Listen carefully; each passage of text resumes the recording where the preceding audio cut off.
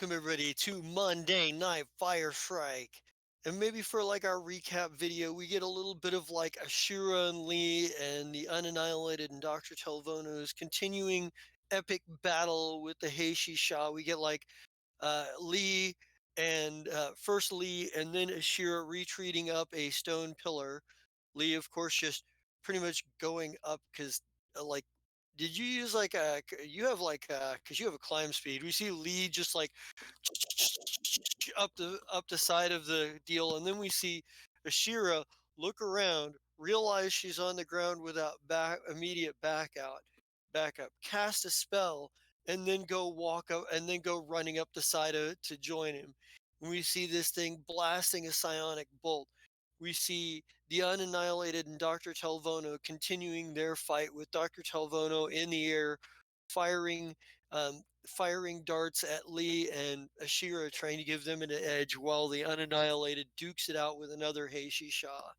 We get Twinkle and company as they are leaving San Sorgus post haste. We get like the sort of like meeting where Xander and Dr. Byrne and Twinkle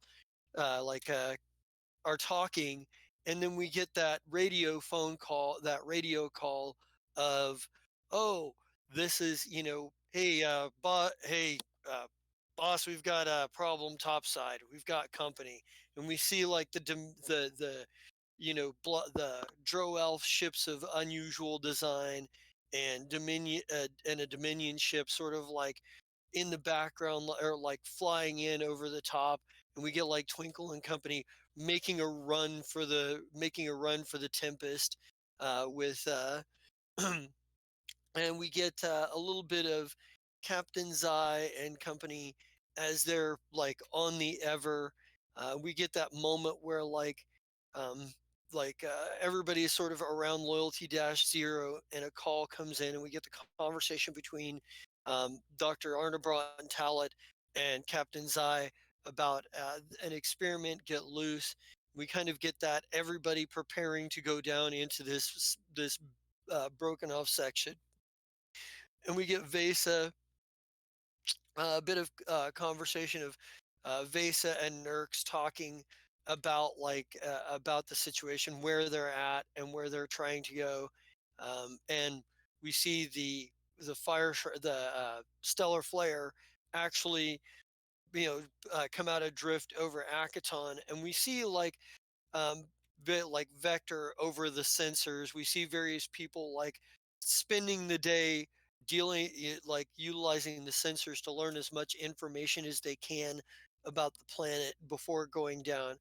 And then we get a scene of in the mess hall with Plu and Vesa talking, and then we get like the big shot of Pork Chop, who is now huge and just like rifling through the fucking pantry, eating anything and everything he can find.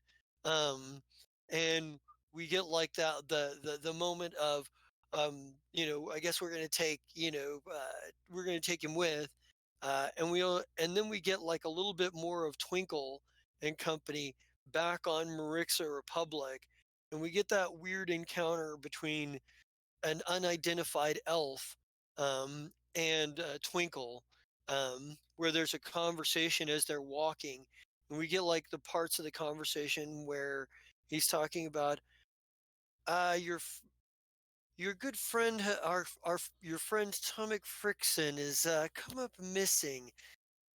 And isn't it interesting that Special Agent Bristol Methel's name sounds a lot like one of the lead houses of Nech Sidaro, one house Methelkin.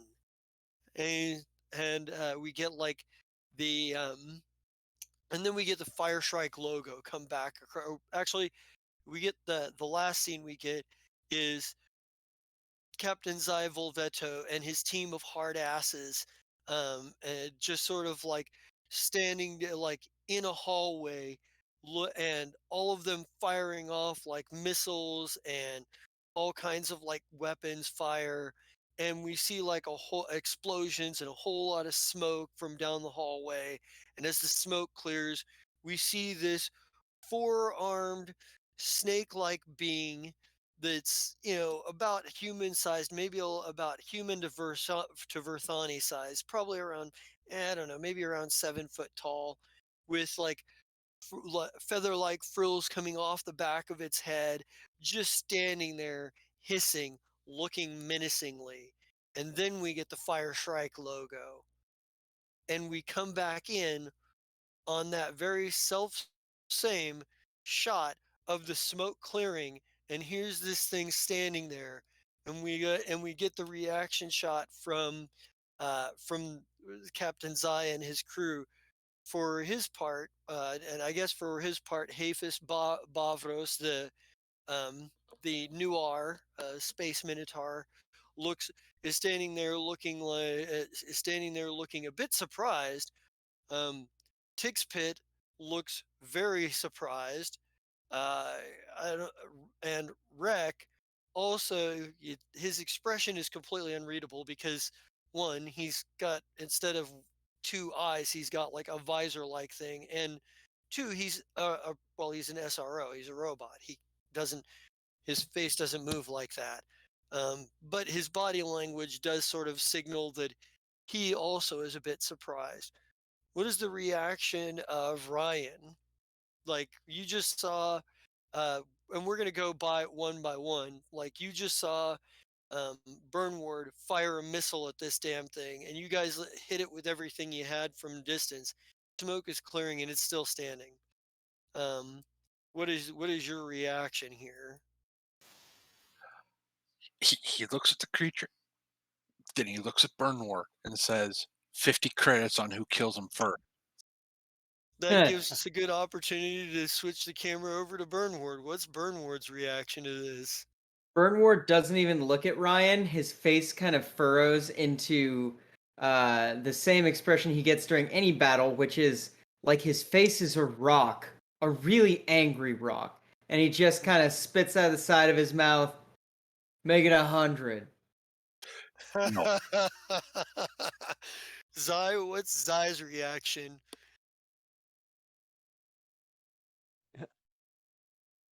I'm not going to kill it for less than 1,000, so you guys go at it.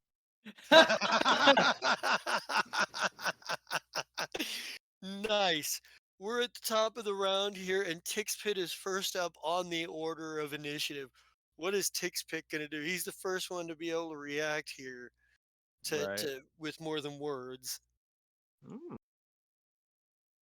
I had his stuff up. He is going to provide harrying fire for the rest of the group Okay. So he's going to do some with his herring advanced fire. roto laser because he was told that fire isn't going to work on. Okay. He's I going thought to I just rolled try it. harrying. Well, I did it's not. no, because we always end at the end of a session, so we can start at the top. There, I finally got it to roll. Well, Sorry about that, guys. that's good enough for herring fire. So it now, All right, so let's see. whoever's next will get a +2, right? So whoever attacks this thing next gets a +2 circumstance bonus to hit. Okay. Okay, so that is exactly correct. I So just for want to make this sure. round, whoever attacks it next gets a +2 bonus. However, the next thing on the initiative order is it, and it's going to. Mhm, hmm. What's a good thing for it to do right here? It's Kill got us. some spells. It's What is all that? this turn. Kill us all this turn. Possibly. It is a high level creature. You get to a certain level, it becomes a little more all or nothing. Okay, that's good. So I know. I need to find that's in. Oh, that's in this other book. Because and it's under the magic because it's going to use its abilities. I'm always so lax about using a creature's spell-like abilities, and then I get to the end of the combat and go, God, they could have done so much more. So I'm trying to, do better by that. And that's a Forgot. well, it didn't. Well, it didn't say. And I believe it's probably a mystic spell or a. That's Technomancer. I should probably actually look up the actual spell description. That is helpful Well, since I've been told. it is. I know.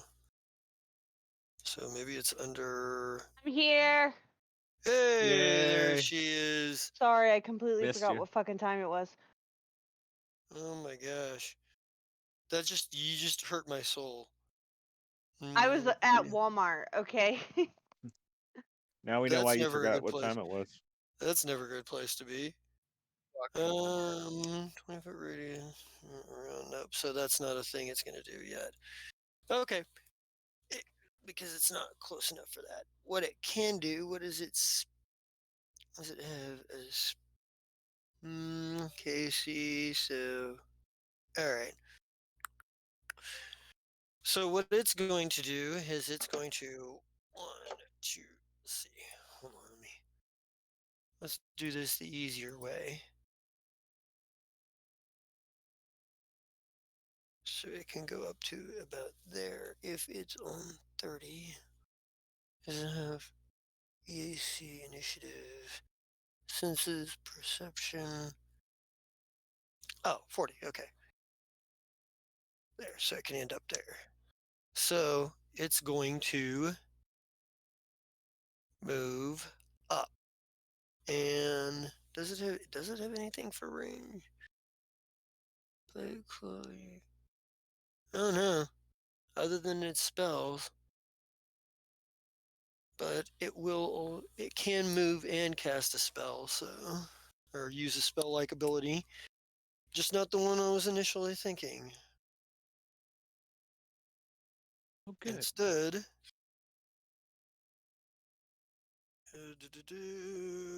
command, confusion.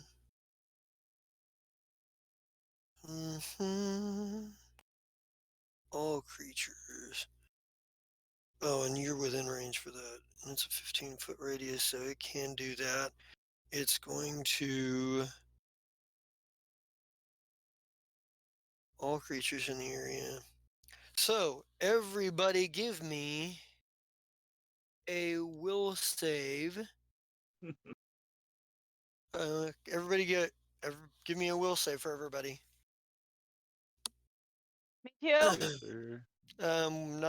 Not you, Ashira. Okay, good. Because I'm This like, is for as you. I thought about that after I said that. I was like, every time I say that, I should specify where I'm talking about. yeah, because we have so many things happening. Zai, you are let's see, and I need this NPCs as well. Oh, I know. I was getting there. I just lost myself for a sec. Zai, you're good. Will save. Bahamut, save us. Yeah, Aphis misses as well. So far as Maybe Zai's I the will only. survive. She'll grow into it. Did I do So wreck far yet? as I don't think so. No. You like it?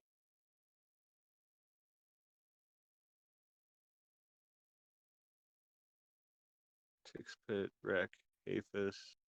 Oh, Zenfaresh. That's gonna be last. I'm gonna say so far as Zai's the only one who has passed. That makes sense. Aphis has got a chance. Or sorry, Zenfaresh has a chance. And he failed. Nope. Oh So no. Zai, you're okay here. You start to feel a little bit disoriented for a minute, but you kind of shake it off. You kind of gather yourself and shake it off. The rest of you, your minds are clouded. You just feel your minds become clouded, and you're not entirely certain exactly what it is you were doing or you're supposed to be doing. You have all been hit with a confusion spell. Mm, The and on your that means on your initiatives, I need to make a roll to determine stuff before you make a that's determination. awesome. So, We're all gonna act a fool. kind of, Well, but everyone else. that's its turn. Next on the initiative order is Rec. So let me roll the percentage for Rec to see. Come on, Rec. Be a robot and get your percentage jack normal. Actually, is Rec immune to this kind of stuff? I believe Is he's it just immune to mind affecting.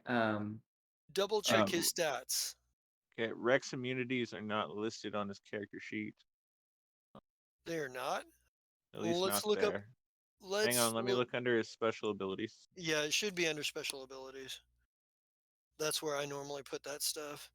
Although Rec is old enough, I may not have put Immune to everything in. bleed, disease, poison, non-lethal damage, death effects, +4 bonus to effects that only target.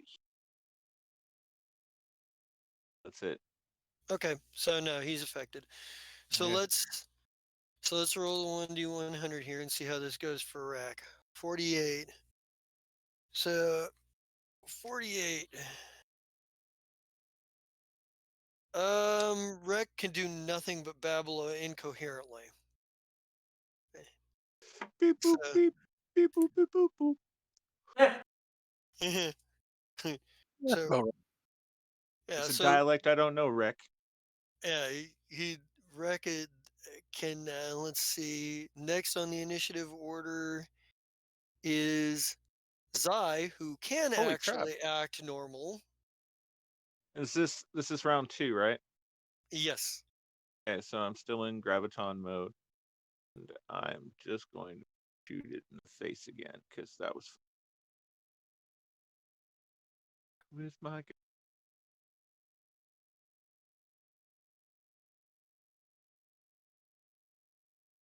Where'd it go?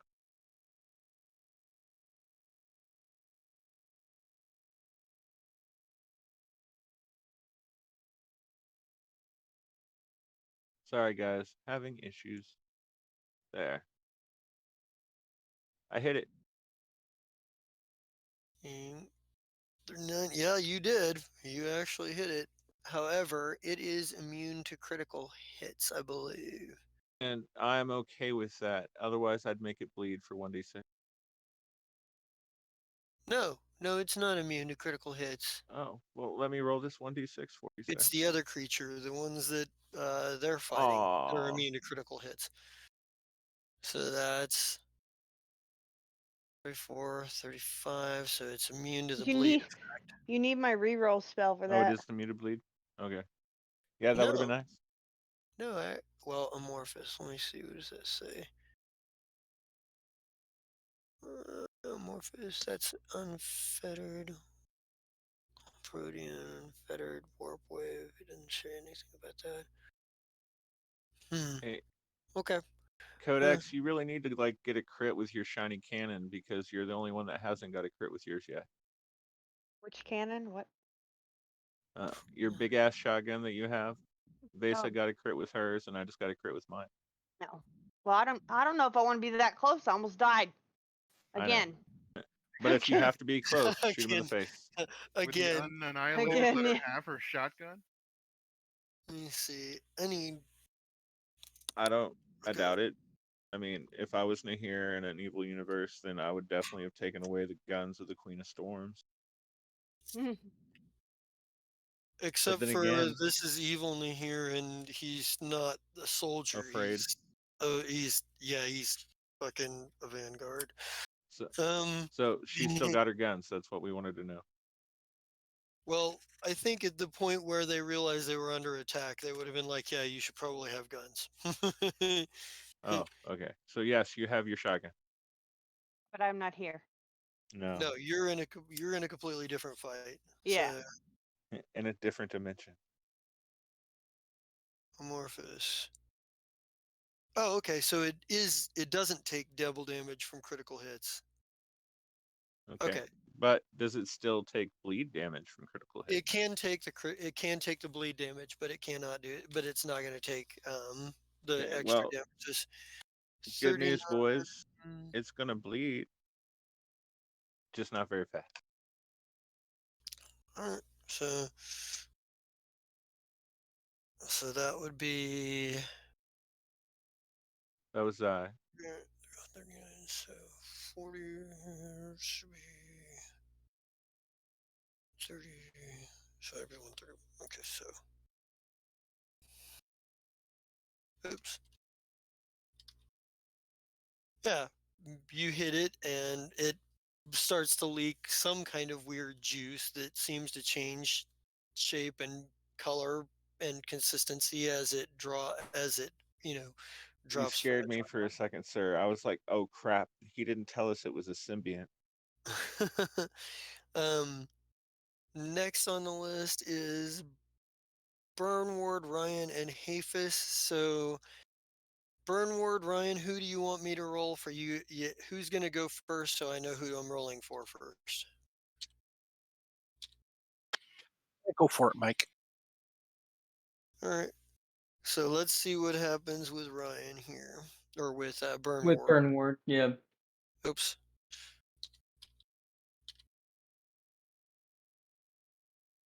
Come on, Burnward, 61. Let's see, what does that do for you here? Attack me, Burn. Heh. Uh, roll 1d8 plus your strength damage to yourself with whatever you have in hand. You injure yourself. Okay. 1d8 plus my strength. Yep. Okay. Yeah. 1d8. For whatever Um, reason, you get a flashback to like the pain trials from the Hell Knights, and you have the irresistible urge to punish yourself. yeah, probably Burnward takes like the back end of his flamethrower and he like looks at this creature and says something that you guys, unless you speak infernal, probably don't understand, and then just slams his face a few times with like the side of his flamethrower where like in between where the handle and the back end is.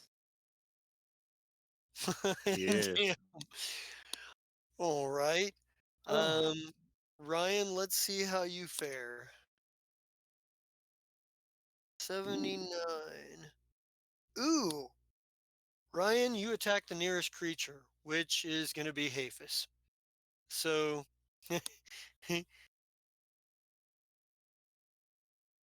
so go ahead and make an attack roll and see if you can hit Hafis and do some damage here. Is it one or can I do like a double attack? It doesn't say. And Well, then Ryan would literally drop his rifle and punch Hafis twice. okay. Ow.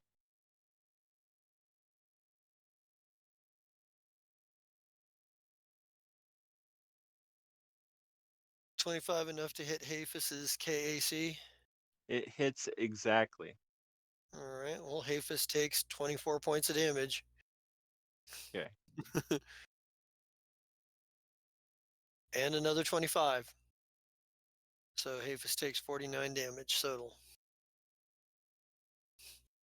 And let's see how Hafis fares. 58.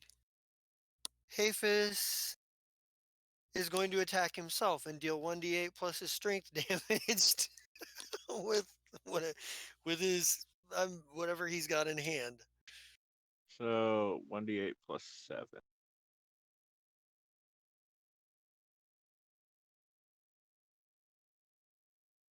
He looks at Burnward for some weird reason. He's like, "Oh yeah," and he backhands himself with the hilt of his axe. Right, awesome. Oh. Let's see. 12, 12. That is and that's the end of the round. Great round, guys. Hey, I had fun. Okay. Let's see. And the fun thing is, you guys might not even do the same thing next time. You might do something completely Oh different. yeah. It's a lovely ability, what about but Zinvresh? Jesus. What was Zrinvesh's? Yeah, I don't think Zrinvesh was counted last turn or I last don't think time he. either. I don't even have an. I don't even have a initiative written down for him. Well, I don't he's think. been there on the map the whole time. Do you want Well, me to do it now because you can't find it? Yeah, well, no, I love the idea that like just Hayfist just looks at Burnmore and goes, "Oh yeah," and then just hits himself in the face. That's great. I love that. Yeah. Let's see. Yeah, I don't think he ever rolled. I don't think you ever rolled initiative for him. And it's possible. I don't remember everything. See, he would have went last anyway. Okay, so um, then let's see. Right? That's the lowest initiative, right? Yeah, that is. Let's roll Ah, to see that's how he hilarious. fares here. Let's Because yeah, I definitely rolled his will save and he failed. 91. He attacks the nearest creature to him. That would be wreck. Which I was gonna say it's either Wreck or Tix Pit. So 50-50. Damn it.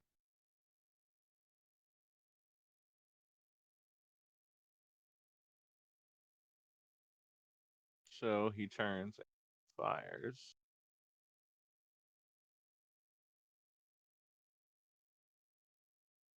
Actually, he does.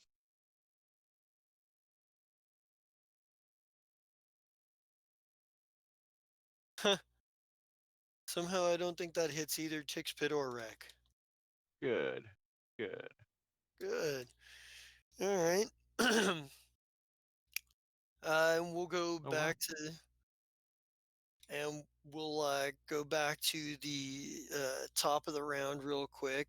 The very first action is Tix Pit, and he also failed his saving throw. So let's see how he does here. 32. He can do nothing but babble incoherently this round. He came pretty close to actually being able Yes. to act normally. Um, Is it 25% or less? yeah, pretty much.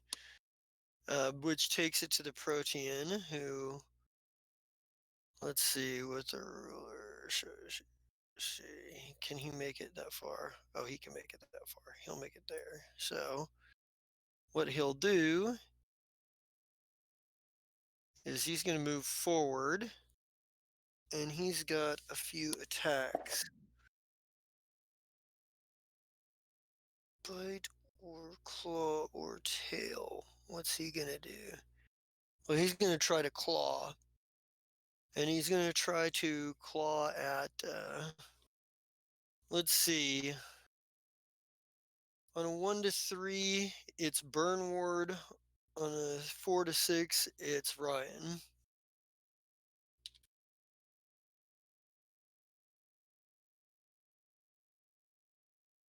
It's Burn Ward, so he's going to claw at Burn Ward here. Bring it, bitch. Let's Let's fucking get it, you fucking slithery cunt. see.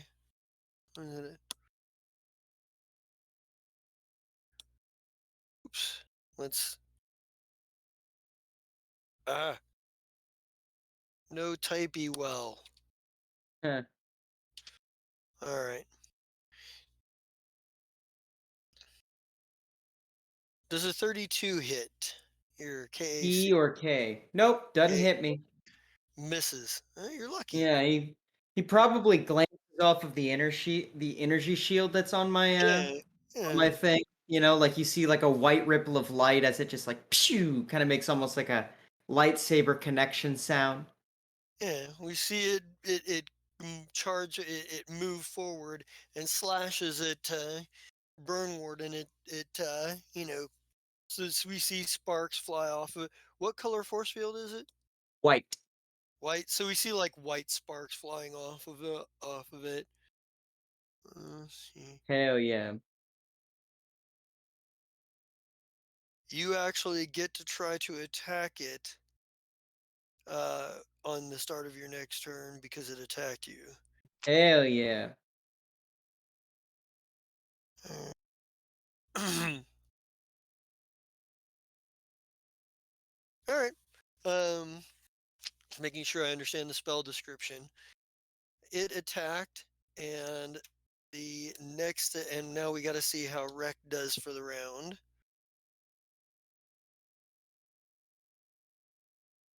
Let's see, Rec. Can you act normal?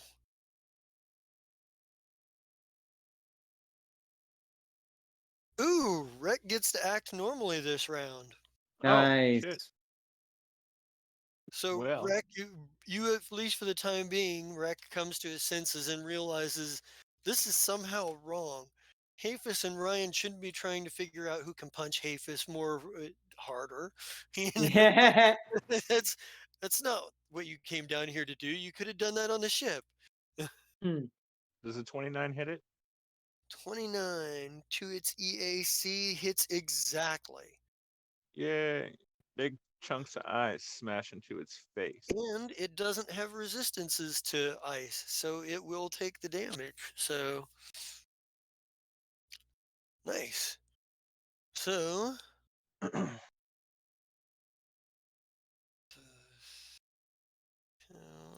okay. All right. Alrighty, there's that. And from there it goes to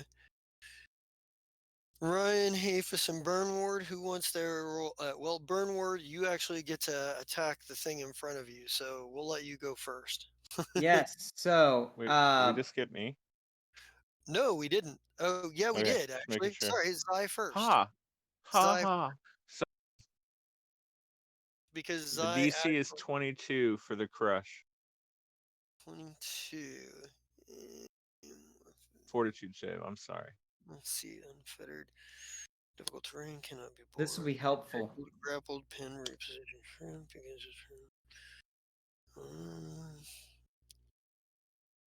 to okay, and it's a save. It's a what, a will save, right? A fortitude save. Fortitude save. Okay. And what's the DC on that? 22. Okay. It fails. Yeah! So, anyone that could pay attention, so just Wreck right now, would see me pull out a tiny doll that turns into this thing, and then I squeeze its heart. Nice. Okay. Very Dresden. And what does this do again? Crush. Oh, is it not? Okay, so. Oh, okay. It is up there. Sorry. And Yeah. successful becomes staggered Staggered. for one round. So staggered means I don't think it can take an action next round until that wears off. Whatever. Staggered.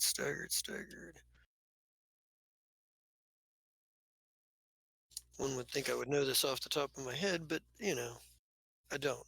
So Hang on. I forgot it'd been a while too. I think it's Yes. You can only take a single move or standard action each round, okay. and you can't actions, but you can take swift actions as normal. Staggered. Okay. All right. So okay. So that means it can't do two things at once in a round for the time being, unless one of them is a swift action. All right. Cool. Awesome. Yeah, I just wanted to know if it did damage or whatever. And how long does this last? See, you can maintain this effect as a move act, but the target gets a new saving throw each round. Okay. Once the creature succeeds, then it ends and you can't do it for 24 hours. Okay, good to know. Excellent. Now Burn Ward. Okay. Burn Ward is going to take an attack of opportunity by stepping into Zai's square real quick. Okay. So if you want to roll that attack. It can't take reactions, right? Take Oh, reaction. 6. So yeah. And that means that Burn Ward gets. Did you say can or can't? It's right there under. You see it now. You can. Only Okay. take a single move. Can't take reactions. Yeah. Okay. Yeah. So it Okay. can't. So yeah, that gives Burn Ward the get up and go. he needs to bull rush. So let's see, and he gets a +4 on that. Because he wants to get this away from his friends. So yeah, let's see here. 2 +4. Okay. Does a 36 hit the KAC? Yeah. This So MF. So he and I are both pushed 10 feet forward. I'm assuming I'll just be here and he'll be here. okay. Either that or Yeah, you could have gone diagonal. true. Actually, Which I wasn't even doing the thing that I needed to do, which I also so I can do this as a swift action. I enrage. So I did my combat maneuver. I've enraged. I still have one more action. Gonna use that for my double attack with my enrage. nope. So Double yeah. attack is multiple attacks is a full round action. So I will do that with my single attack with enrage. Attack taking more than one attack in a round is a full round action. And So technically, I would not be able to bull rush and attack. uh, pretty much. Okay, yeah, that's fine. I did what I needed to. The fucker took 33 damage. Burn Ward drops his flamethrower on the ground and then uses his null space grips to just shield, sword, and then just slams right into it. Okay. All right. Let's see how Ryan does this round. Let's see. Ryan, 83. Let's go back to that. Let's go back to confusion here because I lost the page. I believe I attack Hafis again. I think you're right here, but let me make sure because I know one of them was attack yourself.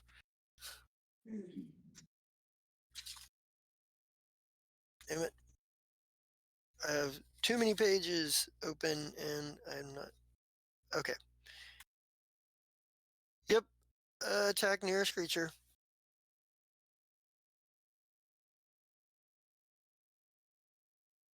This thing is doing more damage by simply confusing you guys than anything else. This 27 hit Hafis KA. Hafis is KA 27. Yes. Yep. I'm quite sure the 15 misses. Yep. Yeah. Okay, so he takes another 26. And let's see if what Hafis does with this. Hafis became my punching bag. Well, he became his own punching bag too. As a matter of fact, this round he can do nothing but babble. Hafis can't even defend himself at this point. He's just like blah, blah, blah. In the side of the head, and he's like, blah, blah, blah, blah, blah. Punches either. Actually, hold on. A creature that is attacked automatically attacks the creature that attacked them. So yeah, he attacks you back, and he should have attacked you back Oh. Okay. last round, but we didn't. We'll forego that. But Hafis is next on the list, so Hafis needs to attack Ryan. Jeez. Does 33 hit your KAC?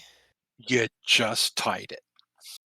35 points of damage as he uses his ultra thin greater centered great axe. His ultra thin great axe. Whack! Mm. Okay. Yeah, this thing is sowing chaos among your ranks. How many rounds does this last? Is it just until pass? It's gonna last for another 14 rounds. Jesus. Yeah, it has a Lord help us all. yeah, somebody's gonna have to be able to dispel this thing at some point. Well, we don't really Otherwise, have you any guys are spellcasters with us, so. Yeah. Yeah, we don't have any. You have Super has a Zrenvesh, chance. but he's got to be able to act normally for a round. So he's got to be able to act on that. Let's see if he can. Nope. No. All he can do is babble. Zai, your entire group is either babbling or attacking each other. The only one besides yourself that's in the fight, that's fighting the Protean, is Burnward, and that's because the Protean attacked him. Well, And we kind of like go from this scene of chaos where Ryan and Hafis are brawling now at this point and are fighting, and fucking Tixpit can't seem to do, and half your team can't seem to do anything but babble. And we're gonna cut away, and we're gonna cut over to a scene where we get like the title card at the bottom says 10 days ago, Marixa Republic. At least I believe it's been about 10 days. And we see the party that we're kind of flashback to the party that Twinkle and company went to before heading out to San Sorgus. And we see, and we catch up with Dr. Oliver Byrne, who is at this point, like sort of answering somewhat annoying questions about like what it's like to be a bear that has intelligence and a doctor at that. When Thobus Greenfellow approaches you, and you have a connection with Thobus, your earliest days on the menagerie, you guys did work for Thobus Greenfellow. It's how you got involved with Patella in the first place. And Thobus kind of approaches you, and he's like, we see the halfling in his, very smart suit, kind of walk up. He's like, "Hey, good to see you again. I haven't seen you in, God, what has it been, a year? Something like that? I don't know. It's been a while, been a long minute. So how have you been, Oliver?" A year, 3 months, and 2 days. I've been great. Ah, he goes, well, he goes, so, I don't know what you mean about 3 months and 2 days, but there is actually, yeah, because you did see each other back in the Vescarium. He's like, yeah, you're right. We did catch up in the Vescarium. Didn't have a chance to chat. Hey, I got some news you may find a bit interesting, disturbing. So, remember that first job you did for me back on Akaton? That There's hesitation. Yes. Yeah, well, so the mess with that gang of goblins outside of the hive market. Apparently somebody somehow some word leaked about about that. Of course, everything was, the job was above board and everything else, and you solved the problem upright well. But court of public opinion may say something different. There's a guy in Casterville. He's trying to. He's been a real pain in the ass. He's against Patella and he's against Zai. I don't know what his beef is there. I assume that he's connected with Janice McClare somehow. Savoris Riven. Apparently, he's a mover and shaker. Just one of the newest members of the board for the Ares Teletech, a weapons company.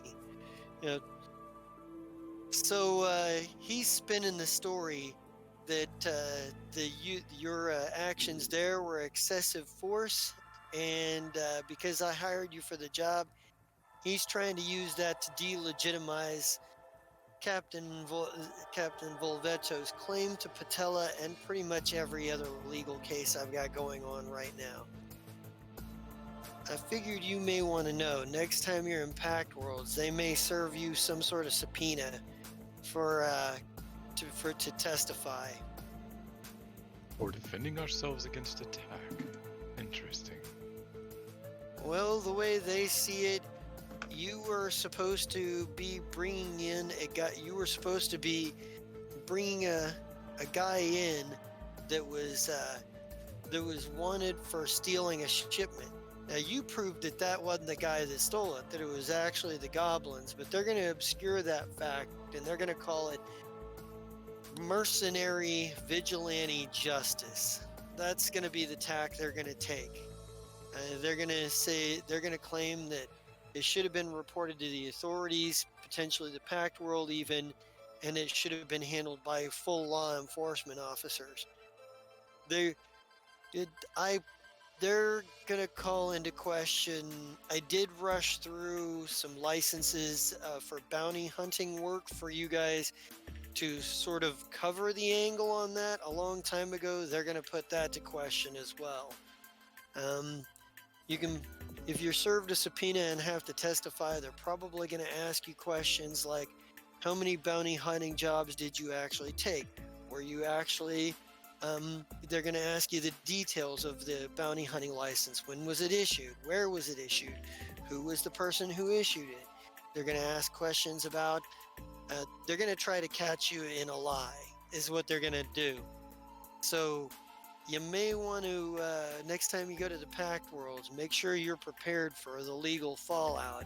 Everything we did was above board, but they're going to try to cast it in the public eye as being somehow less than. If they can win in the court of public opinions, they figure they'll put pressure on the justice system to overturn a lot of things and to simply rule in their favor.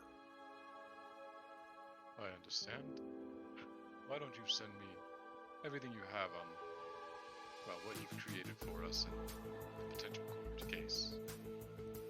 Well, I'll send that over as soon as I get home tonight. I didn't know you were going to be sticking around with the Tempest necessarily, or I would have already sent it to you. Had it waiting on had it with you on that situation. I'd have given it to you in the Vescarium if I'd have known this was going to be an issue. Man, I'm real sorry that this has come to this. This guy, for whatever reason, he doesn't like me at all. Probably because I work for Dr. Tallet, and Janice McClare and Tallet don't like each other, and he's sort of under her wing. It's complicated.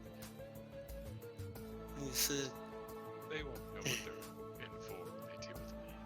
Don't worry. So, well, I'm hoping so, because I can try to get it moved to Avalon for the fair. I can try to get the legal proceedings booked through Avalon. That way, we can make sure that it's at least neutral in the judiciary system. But the public opinion, yeah, that's going to cause a big stink with the Pact Worlds. Yeah, he's like, that's he's like. But I wanted to warn you. I wanted to let you know because you were part of that case, and they'll probably ask you to. They'll probably be serving you with papers at some point. Surprised they didn't the last time you were there. Probably just because they didn't know you were coming. I tend to go under the radar quite often. Yeah, well, it's a good thing for you. Unfortunately, public profile flying with this crew a bit higher than you used to be. A bit more well prepared as well. Well, let's hope so. He says, between you and me, from a legal standpoint, this is a dog and pony show. Unfortunately, from a PR standpoint, this could be a problem. I've been told by certain connections I have that the Commodore has also been made aware of this situation. Can't totally discuss the connections. Just say I know people that know people. It's sort of my job. You know, by the end of this, I want to be able to say, don't bring a subpoena to a bear fight. I love it. He's like, if it's any consolation, not just in my own interest, but Dr. Tallet pays me to handle the legal obligations for Planet Patella and the Fire Shrike in general right now. I don't know why. He seems to think it's a good investment, but I'd do it. I'd do it simply because I like you. But he says it's a real head scratcher. This one. It, they're gonna bog us down in court for as long as they can and keep this in the public eye, trying to create a big scandal. Wouldn't it It's suck like- if Vase's dad was the one running the court proceedings? Don't Yes, give him already- No, we get Vase's on the dad is the one filing the lawsuits. Hmm. Vase's dad is the one filing the lawsuits. Is right. What's going on? So what you're saying what I is we meant just to need to say. get started an early, Yeah. early celebration party for him. And he's like, he's kind of like, he's like, but I think Phobos is kind of like, outside of that, you spoken to the crew of the menagerie lately? Any of your old crew? Not really. I've not heard of them. Heard from them since our departure. Well, I'm gonna have to track them down and let them know what's going on too, so they're aware. This is there's he's like but outside of that, he's like, with that out of the way, I kind of figured catch up a little bit. And he's like, and maybe he kind of like proceeds into sort of like small, like the sort of like small talk you'd have with somebody that you like a business associate you'd have that you like that you haven't seen in a while. That Phobos is he may be a lawyer, but he completely understands the importance of having a connection with your clients and also the people that you've hired to do things for you. Yeah, fully. And so maybe, and I think we flash forward to the Tempest and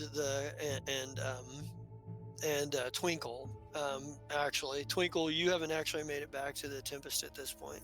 You were on your way back, and you had a couple other things. Were you going to go straight back there, or were you going to do anything else before you head back? The whole talk to Arturo, like the whole point we went to the embassy to find him.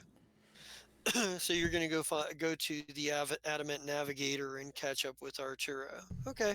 Yep. Yeah. There's a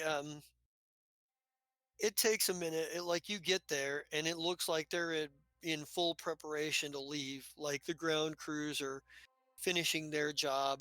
Like you can hear like the ground, like maybe people that were like finishing the fueling and whatnot, like dragging the hoses back, like yelling at each other and whatnot, like clearing out and what have you. I think Arturo Aramal staff, like they see you as you approach, and they sort of nod, but they don't. Nice. They and just kind of like they're just kind of Is that raging ass of a sidekick that he used to have still putting around somewhere? No, he's actually. And I don't back mean on Twinkle. No, he's on Glumpucket. Okay, good. He's managing affairs there while Arturo is out. I didn't want to see his ugly mug, anyways. Right, I get you. Well, not many people would. He's not a very well liked individual by much of the staff. A little bit stodgy. The ground crews kind of like nod as you approach. They look up and they don't stop you in any way or really pretty much engage. They just figure like, oh, okay. Some of them have been with Arturo long enough they recognize you. Others maybe probably just by reputation or whatever know you either as a representative of Patella or having for your connection with Governor Aramal. There's a he's got they let you pass. Gotcha. Yeah, is the gangway down? Yeah, it's the Okay. cargo bays are open. They just finished loading up like the last of the food stores and whatnot. Okay, probably ask somebody to point me to Arturo.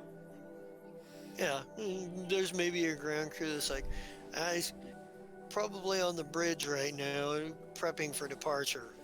All right, let's go talk to Arturo. Yeah, I'm gonna say if they're just gonna Arturo. let me wander the halls, so be it.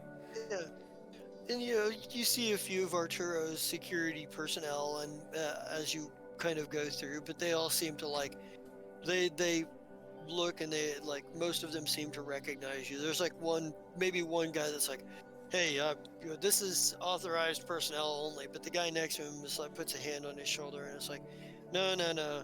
He's like, "He's fine." He's he's like, he's a former protege of the boss's. Let him through. He'll probably want to. The boss will probably want to see him.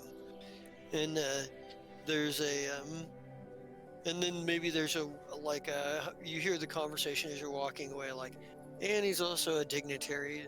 That Planet Patella is the representative of Patella. It's like, oh, Patella, yeah. And then you kind of hear a conversation, a little bit of like, there's some of the political discussion that you've heard come up from time to time that surrounds Patella. The idea of, you know, people recognizing the legitimacy of what amounts to a bunch of terrorists who basically took a planet and said, "Yep, we're a legitimate government now." You know, like whether this is right or wrong, like whether this represents a evolution of if you give people enough freedom, they will eventually become legit, you know, and start being decent, or whether it's a bad idea to give terrorists the ability to become a rogue nation. You know, sort of there's that sort of political, I don't know, man, my cousin says, you know, kind of thing. Don't The have time to get into political discourse with them, but if I did, right, I would point out, well, Broken Rock's been a thing for how long? And I understand right. terrorists and pirates are slightly different, And but Broken that Rock just isn't actually, depends. yeah, well, and Broken Rock isn't recognized as an independent governing force. They just They sort could of push exist for it if they want to. regardless. The only difference between us as them is we want to be recognized as legitimate. Right, you know, well, that and you're outside of their territory, so they can't. It's a little harder for them to bring military fleets to attack you. They could if they wanted to, and they could, Yeah. and they could probably win. They have a much bigger fleet, but it's a huge amount of cost. Like it's easier to justify a war on crime within your own borders than a war on terror outside of, or a war on a rogue nation outside of. Yeah. Especially when the terrorists just got done saving one of your fucking worlds or places. Um, right now, right now there you wouldn't know this yet, but there's a decent amount of good PR from them fighting the robot dragons and helping evacuate people in the middle of the chaos. Um, Oh, there we go. Vase's actions in particular shined a very positive light. Makes it much harder to dismiss. Oh, they were just fighting because they like to fight. You know? But yeah, you make your way to the bridge, and Aramal is in the middle of like he's in the middle of like checking systems and talking to his crew. It's like, and make sure make sure that Delamark relays in subjuncture 5-4 are working properly this time. We don't want to. We don't want another. We don't want the doors all on. We don't want the doors all on automatic control. People tend to get annoyed when they're trying to sleep and the door opens because somebody walks through the hallway in next to their room. Good to hear nothing's changed, Arturo. Oh, he goes, ah, he goes, Sparkle. He goes, good to see you, good chum. He goes, I was worried I wouldn't get to see you before I departed system. I was worried of the same thing. He's like, Unfortunately, this isn't a pleasure visit. This is business. business. Ah, yes. He goes, would you join me in my ready room? Of course. And he kind of like motions to like the engineers that he was talking to. He's like, go on, make sure that he's like, you have your orders before we fly. I want to make sure no doors are opening without a specific reason for them to open, other than somebody simply walking by. Ah, and he kind of like leads the way to the ready room, which when you get into it, it reminds you of like well, it's kind of what you would expect. There's like various archaeological artifacts that are sort of like on display around the room. There's like a bookcase with actual books on it, although you can tell that there's like a miniature force field that surrounds it that can be turned on and off when somebody wants to actually grab a book. Um, is um, is just to keep shit from falling out during maneuvers in case the artificial gravity runs out. Arturo kind of takes a seat behind his desk, which appears to be a wooden desk made out of like a very a very handsome looking wood and polished well and very polished well. You can't exactly identify the subspecies of tree or where it came from off the top of your head, but it just looks nice. Yeah. And he kind of sits down, and like the chairs in his office are comfortable. All in all, it's made to look like a study, a comfortable study in and of itself. And he's like goes to his door, actually opens a desk, physically opens a physical drawer in the desk, and pulls out a bottle, and he's like, and he's like, Garavian nectar. Would you care for a glass?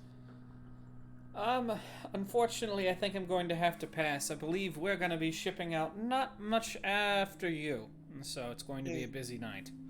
But thank you for the offer. Yeah, he's got like a crystal decanter with like this sort of like peach colored, like almost peach colored like liquid in it. He goes, do you mind if I have a glass?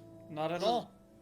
And he pours himself a glass and puts the stopper back in it, and he's like, and now then, what can I do for you, my good man? Well, we did spend a little bit of time on San Sorgason. We found some information. I need some help triangulating.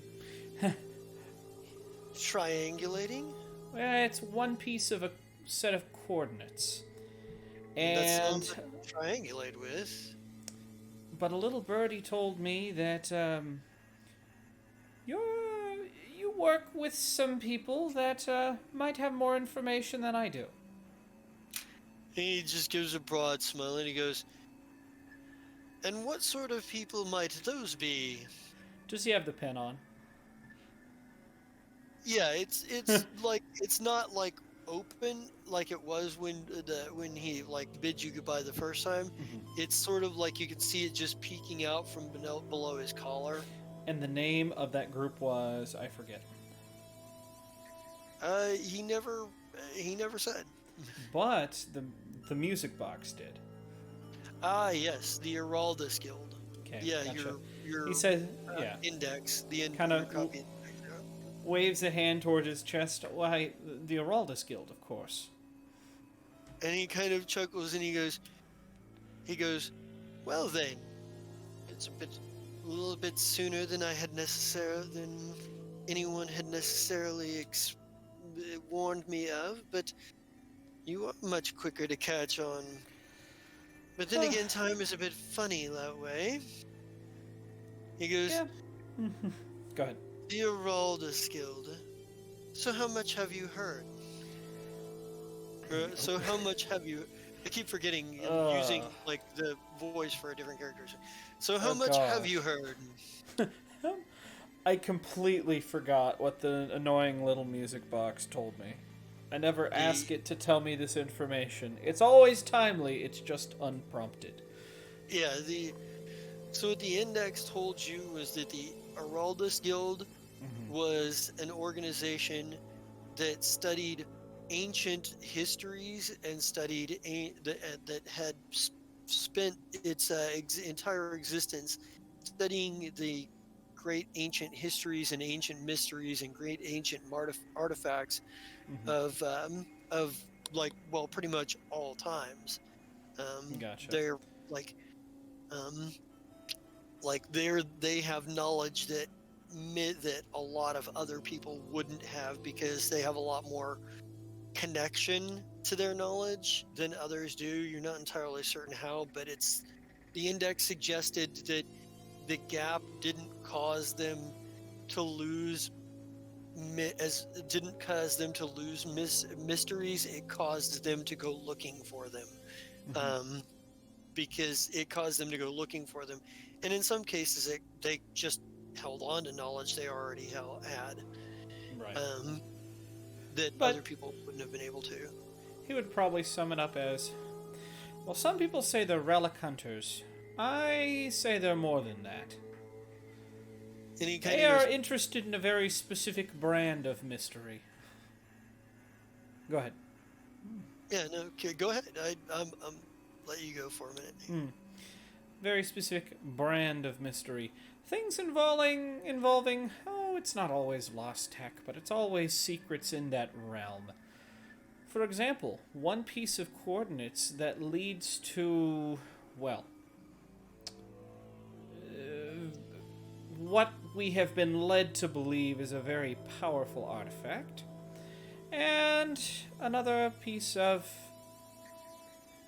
Is this room safe? I know it's your room, but I'm just Yeah, double checking. He's like, only ones here listening to the conversation are you and I, my friend. A piece of the Order of Definition. The order of definition.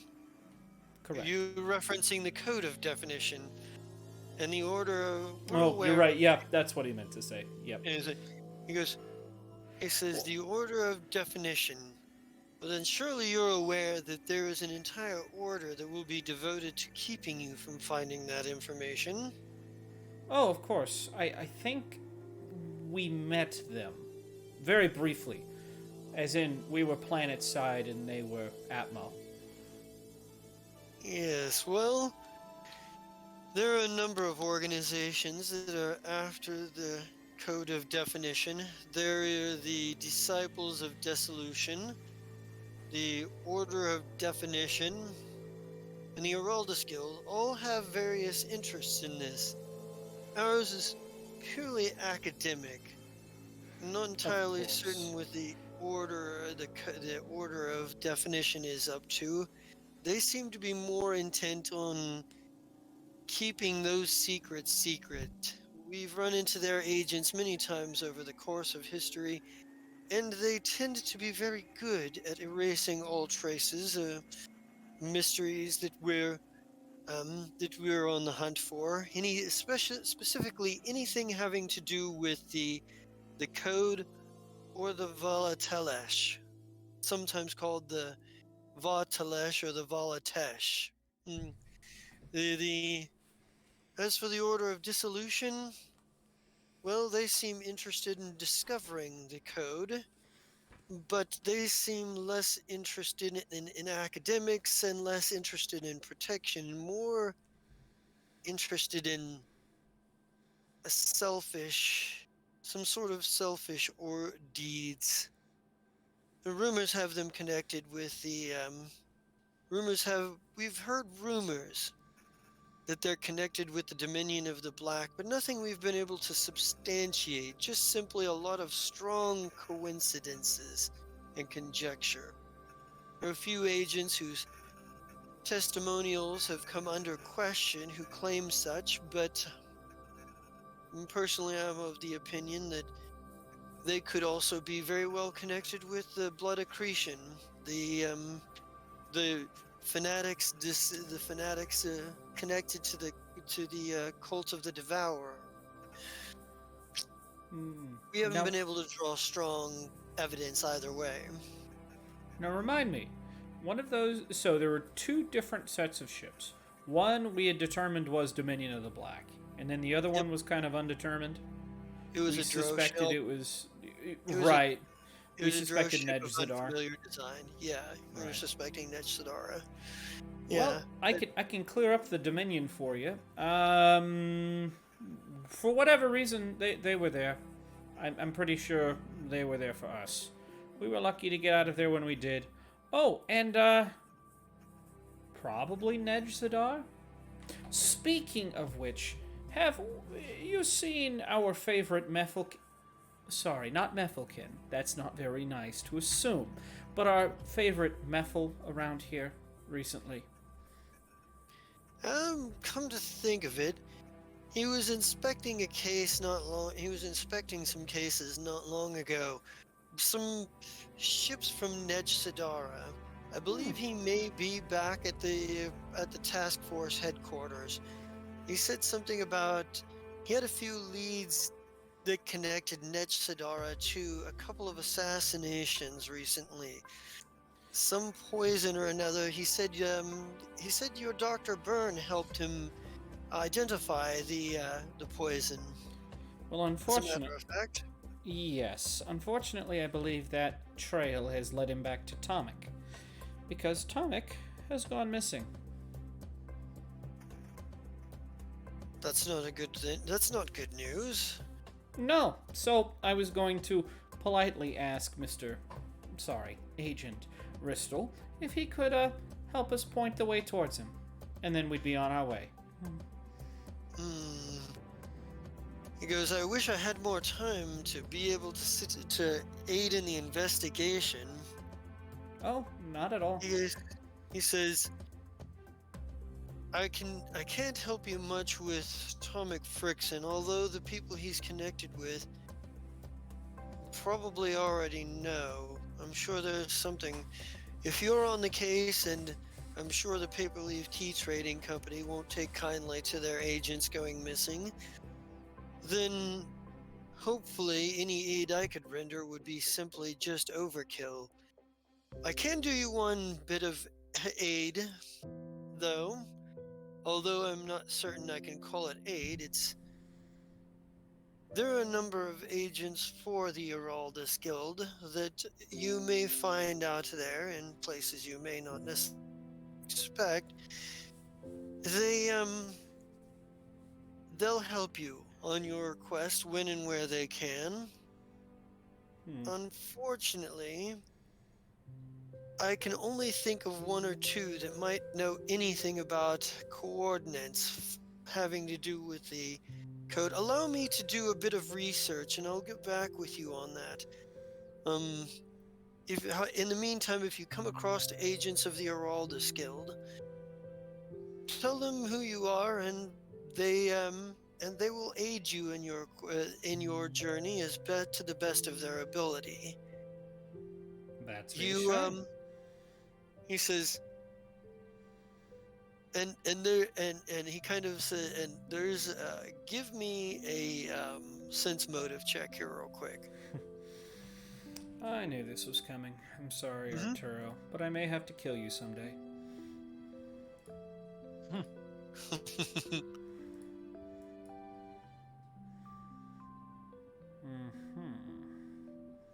Possibly right now if I don't see the answer I like. There's still something he's not quite telling you. There's something it looks like he wants to tell you, but he's not. But like you can see him make the decision that it's not the right time yet. Like you can see there's something more he wants to say when he says they'll help you in your endeavors. There's something more he wants to say, but you see it in his eyes that like there's that moment of it's on the tip of his tongue, but you see it in his eyes that there's a decision made that it's not the right time to say it to whatever it is that he's going to say. Well, I'll leave it. Yeah. Right. Well, I'll leave it at this. He's probably going to throw up those. Well, let's finish that sentence first. He's going to throw those coordinates up, probably off his wrist communicator, and kind of pop it up in a hollow and go, I know this is one part, but can you point me in the right direction to, if not finding another piece of this, generally where these might be? Or is that going to take some time? He's like, unfortunately, I'm not going to be able to do anything with one piece of coordinates. And I don't have the requisite materials handy to do a further investigation. Unfortunately, I'm also a bit pressed for time. But I do know people, and there are a couple of people that may be worth tracking down. Allow me to do a little bit of legwork trying to find out where the agents are, where the club members are at this point. And as soon as I know where they are, I will send you information packets on where to find whichever one is most likely to know something, or if they both might know something. The sooner I know something, the sooner I will let you know. That works for It me. is in all of our best interests that you are capable. It's in all our best interests, after all. That works for me. And with that, And, I think yeah. Twinkle's done. I think that's all that he had. All right. All right. And I think and I think maybe we'll cut over here real quick to Vesa, and on like, you have managed to make it down to the surface of Akaton now, and you were going where, to the Hive Market, right? Yes. Yeah, we're gonna start on the Hive Market. So you've managed to land. Hive Market doesn't have a particular dock area. It's just pretty much people land where they can find to land close to the Hive Market. Mm-hmm. And remind me again who you took with you. You took Nurks, I took obviously, because she wasn't Oshni. going to be Yeah. Nurks, Oshni, Qualu, Qualu. Juicy, Grugus, and the pig. And All right, pork chop. and pork chop. Okay, all right, yeah. So maybe we come in on the face of somebody we don't recognize. It's just an orc, and he's got a number of scars on him. He looks very angry, and he's got a set of cards in his hand. And we come in on him yelling. He's yelling, and he's like, don't even sit there and look like that. He's like, this guy right here cheated. He's like a and then we hear the voice from the other side of the table, and oh, what? And the camera shoots over. A Warlanisi taking advantage of their lucky nature in games of chance. Well, you knew when you sat down the odds were against you. Why in the world would you ever sit down and play? Now me, I'm okay with it. I can take your money all day. And we see that the person behind the voice is a Warlanisi. In fact, it's Ducey. And he's like, Damn it. and he's just like, but you know what? He says, we're actually here looking for things. We're actually here because we're on vacation, but we kind of wanted to get the lay of the land here, and maybe we kind of like, maybe as he's kind of talking, we get the camera sort of pans out, and we see that we're like in what there's a stand with a bar, like a pavilion, sort of like beer, like garden kind of stand. Like there's a bar there, with a lot of alcohol. There's a couple of rather large Vesk and a showbod that are watching from security vantage point. But it's clear the owner is the Isekai directing traffic behind the bar, with the other Isekai who are running around and selling. Other than that, it's open air, and there are tables and chairs everywhere of no uniform of no uniform like set. with various nefarious individuals, individuals like sitting around, many of whom look nefarious, including the orc. And let's face it, Grugus looks like the nefarious dandy type. Um, with Grugus standing behind him as his bodyguard. Um, Hmm. and and you see and we see everybody kind of disperse, and we see Vesa and you're sort of and Pork Chop, and is anybody standing with you, or the rest of the your crew kind of dispersed, also looking for information at this point? Ashni's gonna stay with me because he's my bodyguard. Okay, I feel like Nerks might stay kind of close by, not like hip to hip or anything. Maybe right. she'd be close, or maybe I just like ask her like, All nerks all the time. I mean, I like it, but yeah. Well, So Nurks for her definitely part took Ashni. yeah, for Nurks for her part took 20 and disguised herself as well, for the same reasons that like you disguise yourself. And Yeah, I also took 20 before we made it down there, and then I've got Ducey to hit me with that sweet, sweet whatever it is, the just in case. It's the just in case spell. yeah, Yeah. yeah. So, I mean, we'll like, I'm kind of looking over at Ducey. I've got this giant fucking war pig with me. God damn. You do. And Fuck.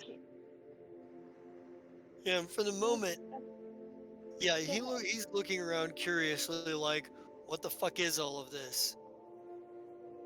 Not been out. Oh my god, poor baby. I'm sorry. All right. So I'm gonna walk up to the bartender with my fucking pig, Yeah. and I look like Captain Zai, hmm and I'm gonna do kind of a, I don't know. Okay, so this is how masculine does Captain Zai look? This is an important question,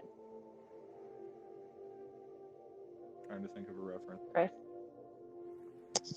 I'm trying to think of a reference. Well, I mean, like, is he just like, is he hyper masculine, or can he be a bit effeminate?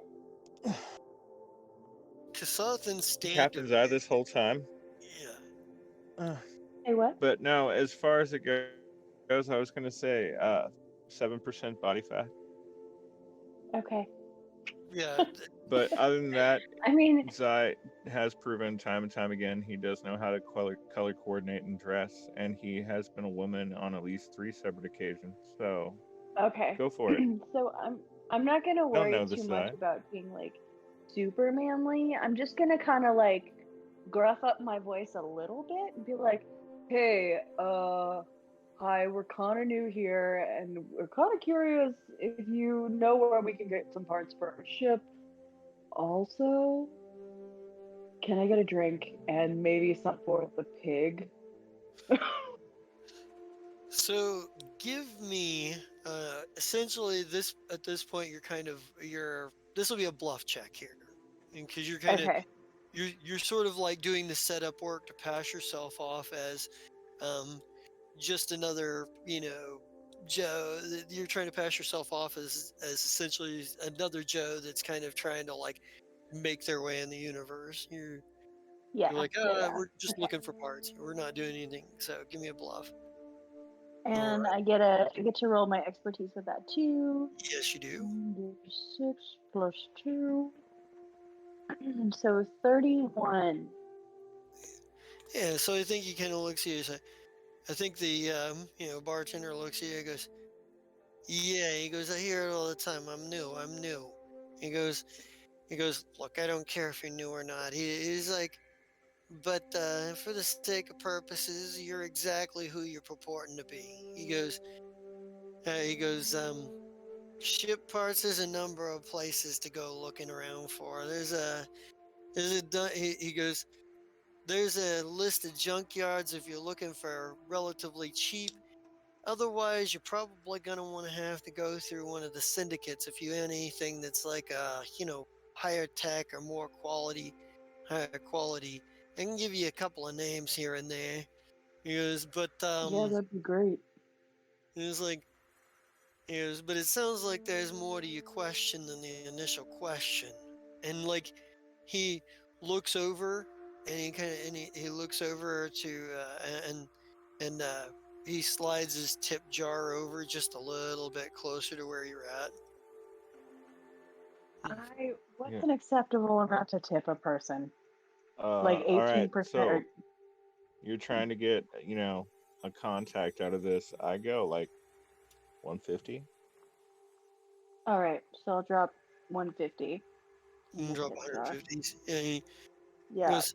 He kind of looks around, and he's like, first of all, what are you having so I can get started on it. Second of all, and then what are you looking for really?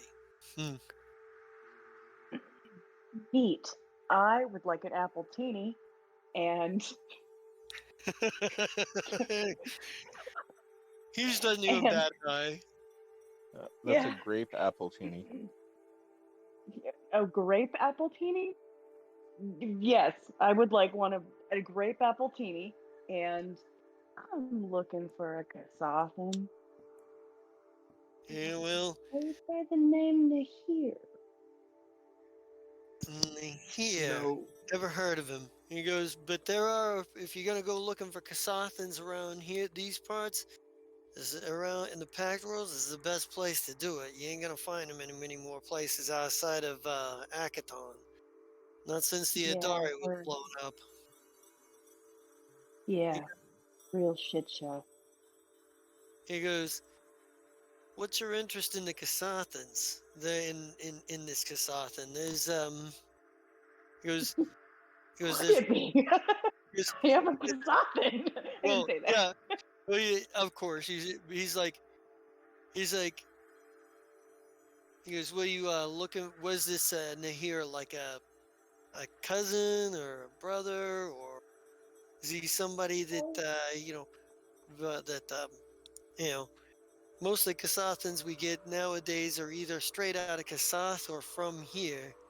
He goes, Yeah. You said Oshni was with you. Isn't he smart enough to be like, that's probably not the right name? well, I don't know that Really? I don't know that Oshni would Well, necessarily know that either. Well, well, The because right he name. does bodyguard with her, so yeah, Oh, yeah. I mean, because yeah, Nahir here would not be known as a person in this world. He would not be known as what? He wouldn't be known as Nahir here. right. Well, he wouldn't be. Remember, he's got that Yeah. like super long name now. Well, here's the Guys, thing. Nobody knows who the unannihilated is. So even if you were to, yeah, But yeah. I'm looking for the unannihilated wouldn't Okay. work. Well, Okay. yeah, if you know if you know that's what he's called, but yeah, and they would probably be. It was referenced that they call him the There we go. genocide proof. okay.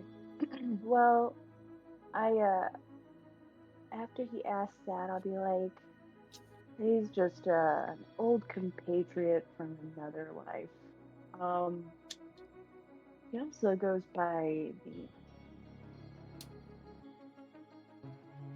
It goes by what? the Unannihilated.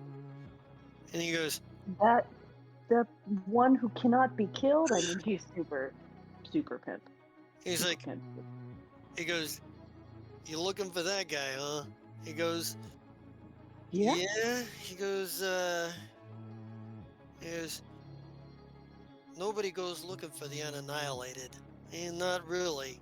Not unless they're one to face dire consequences. I hear he's not a real personable individual. I don't know him personally, but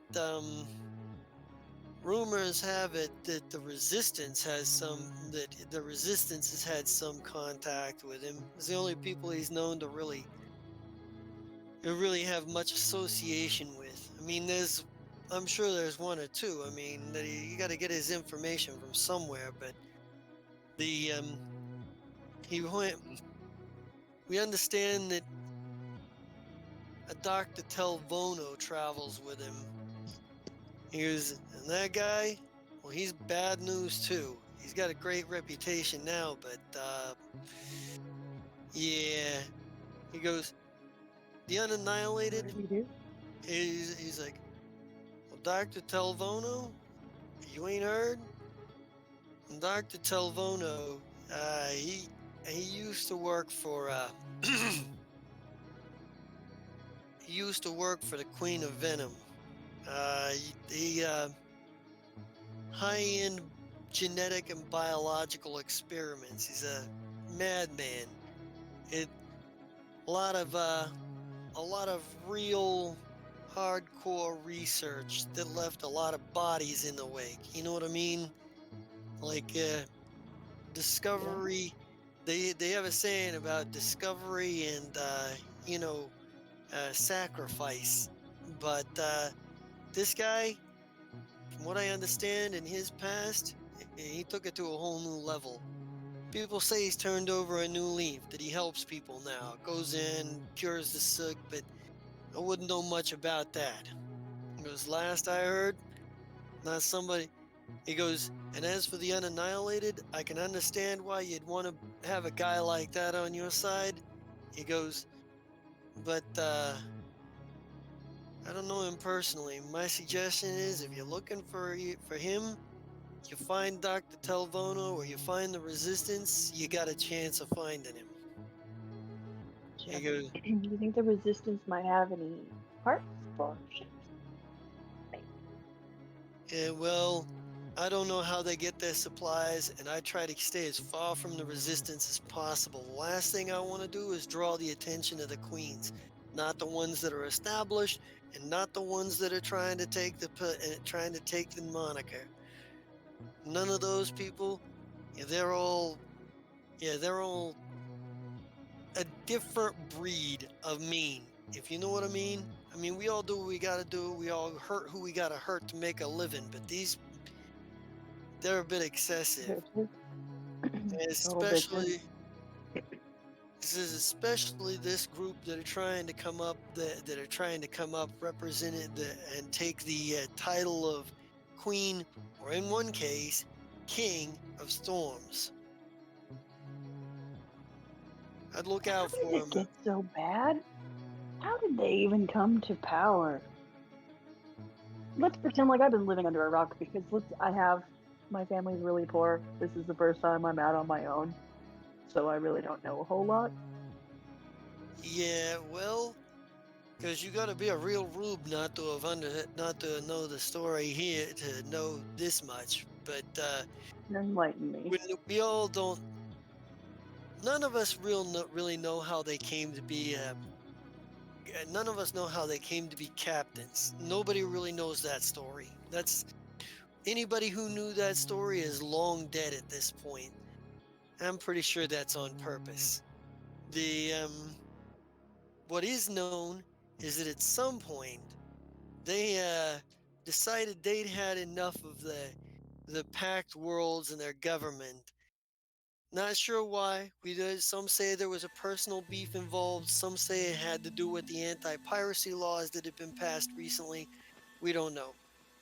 But in a surprise amount of strength and power, they came in. They came in and brought in a fleet of pirates, terrorists, and mercenaries from all over.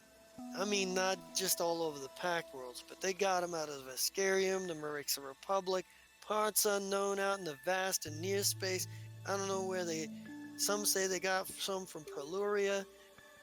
Others say they had some dark deals with the Dominion of the Black to provide them with a few extra foot soldiers. But they took Absalom Station for an entire week. An entire week. They executed 90% of the ruling council, a great number of steward officers before the stewards were able to push them out. Once they were pushed out of Absalom Station, Well, the stewards were so busy regrouping and trying, and the government was so busy trying to reorganize itself. There was no organized resistance ready when they hit places like Casterville and the Adari, and when the Dominion of the Black expanded out of Octurne into Aposte. Well, the Packed World's forces, stewards weren't quite what they weren't quite ready for them, and the Hell Knights, well, the Dominion of the Black sold them on the idea that any government that could allow enough chaos for that to happen wasn't worth standing. So they backed the Dominion of the Black. Currently, the Pact Worlds, they still have Eox, they still have Triaxis, they still have Bravetta and the Avra, but and they still have Abalon. The Sun, well, let's just say the leading candidate for the Queen of Storms has a pretty tight foothold there. The Who's the leading candidate? well, I don't know. They say she's the Queen of Storm. She'd be a Queen of Firestorms, if anything. There's a she's got a grip on that, and Akaton, well, shit, we're up for grabs from anyone. You got How does that make you agents. feel? It's like the good and bad.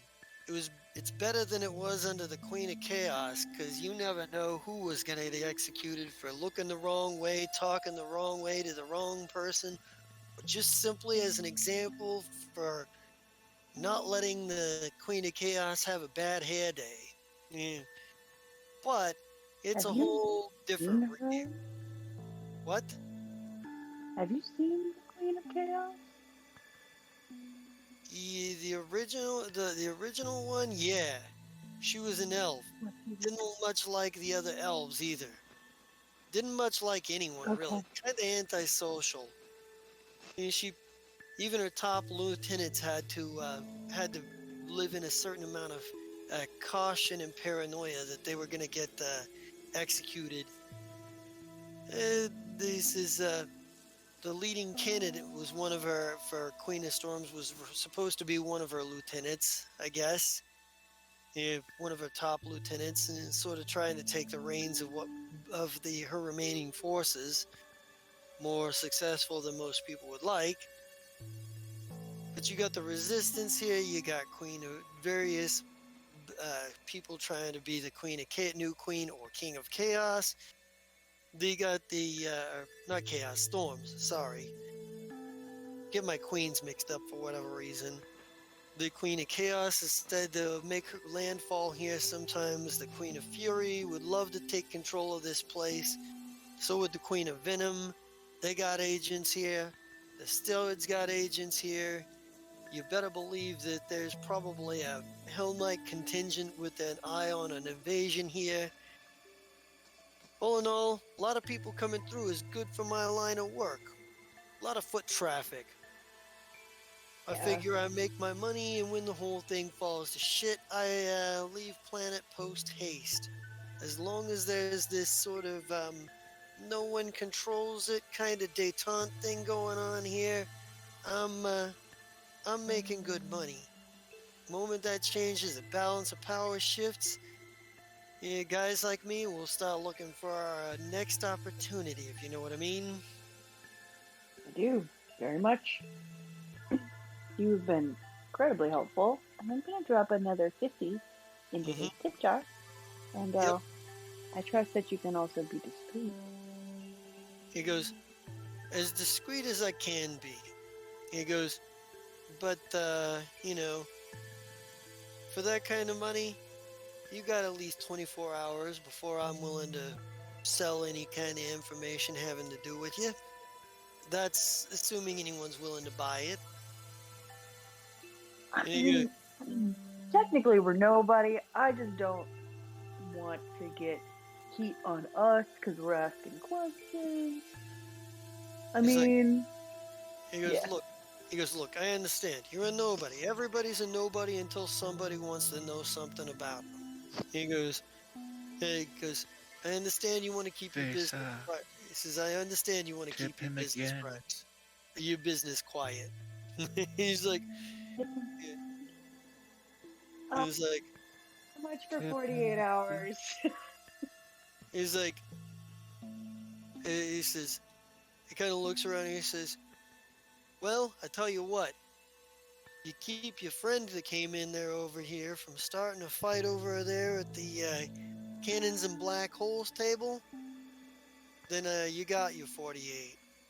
And he goes, I can but do it. I'd rather not have to send the security in.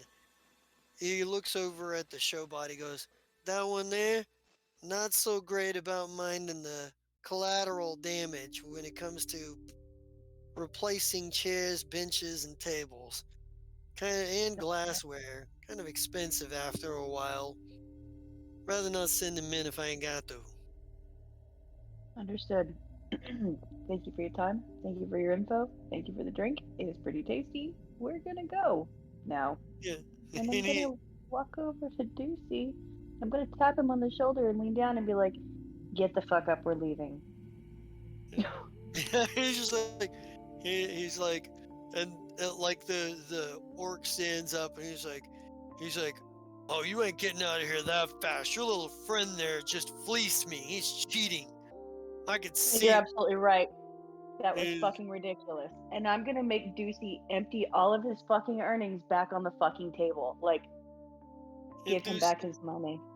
And Ducey's like, I wasn't cheating. I'm just lucky, man. I don't know what to tell you. Don't care. He's like, Give him back his money. We're fucking leaving. come on. That would have been. And Gurgis just looks at him and looks at him. He goes, it's probably going to be the quickest way we get out of here. And Ducey just looks at him and goes, you're no fun. And he goes, and he throws a credit, like a stack of credit chips back on the table, and he's like, just remember, next time, maybe you want to read the odds a little bit better before you sit down in front of a table. Sit down at the table to gamble, and it might help to be, big enough to Shut accept up! it when you Let's lose. go! I'm grabbing him! Yeah, Kruger's, Come on! Kruger's is Let's already go! like Let's go! interposing himself. Yeah, Ducey is still talking shit on the way out the door. And Nurx just looks at Nurx is laughing. She thinks it's funny. She's like, you're a fucking jackass. He's like, Damn it! he's like, I already liked you because you're a nice scramjet, but that was fucking great shit. I'm gonna tell Zai about that one. Well, let's hope that we fucking see him again. He's- She's like, you figure out anything about our friend's whereabouts? Did he actually tell me where I could find him? No, he did. Yeah. Well, he So told we you need that the to- resistance was probably your best bet. That's right. You got to try to find That's the right. resistance now. Right. So I'll let her know, like, we've got to find the resistance. Also, here's a list of places where we can get some parts. And here's a list of places where we can spend more money to get some parts. And we need to find the resistance. I don't exactly know how we're going to do that, Yeah, and there's like, but we'll figure it out. like you maybe actually like get a reminder on your like comms unit that you need to also make sure to procure a lot more food because Pork Chop ate a whole fuck ton of food. But we have. I but we assume she have just that figured out how to bonus. push the button on the synthesizer. Yeah, well, there's a request for things like that you can't grow. Things like fortunate trinkets and like microwavable food and things like that, quick and easy eats and stuff. Like everybody likes having the home cooked meal, but there are some things you just can't grow. And meat being one of them. Yeah. For now, until we figure that out, I'm gonna think about pork chop and be like, don't get too big. Have you ever Might be a watched problem. Sweeney Todd? We've got That's a like 12. different show. We've got 12 unfulfilled. Meat Just kidding. pies. Just kidding. Just kidding. Yeah. The but yeah, you're kind of left with the you need to go looking for the resistance. And go ahead and Alright. give me some culture or diplomacy checks for anybody who's searching. It'll probably make works. Hold please. I'm fairly certain I've got something better anytime I make a check like that, because that's rash. Well, I know I've you're got quick. slick customer. Hey, bro. I can re-roll it for slick customer. I'm gonna re-roll it instead of I forego my expertise die. Right. And then I re-roll the check. So I'm gonna just re-roll the check. That's better. Yeah. Yeah, 42. Ashni did good. Yeah. Ashni did Nice. really good. Yeah. Ashni, Nurx, Evasive, all of you did really well. Yeah. And we'll come back to that after we flash over to a scene here. Let's get over to Ashira and Lee. Hey, can you read my message, please, sir? That you can't, I saw that you can't actively stream. No, I mentioned something in the Roll20 chat, and I DM'd you in Discord, but you still did not see it. Oh, sorry, I'm in the middle of running a scene here. 'Cause I didn't know how long that was gonna go. Oh, Unless- okay. Yeah, we can do that. We can do that. All right. Well, we can come back to Ashira next week. If you need to. I just can't stay over tonight. Okay, that's fine. And I don't want to miss it because I love this part. Cool. That's fine. We'll. Okay. Sure. Maybe we'll. Actually, hold on. Let me look at where we're at on that fight real quick, because we may be at a point that I need to. Let's see. Hold on, if I can get it to work here. Oh. Okay. Inducey. I swear to God, that fucking he just ran his Fuck you, do what I want. Right, like we got shit to do. Stop running your fucking mouth. Amy, I posted my loot crate and Fire Shrike. Nice. All right. Yeah. Yeah, I Once think it's done. we can come back to that next week, I suppose. Unfortunately, let's see, but we're looking at. I guess let's go ahead and do the. Let's go ahead and do the results for Vesa and company then, real quick. So, Vesa, Nurx, Ashni, poking around.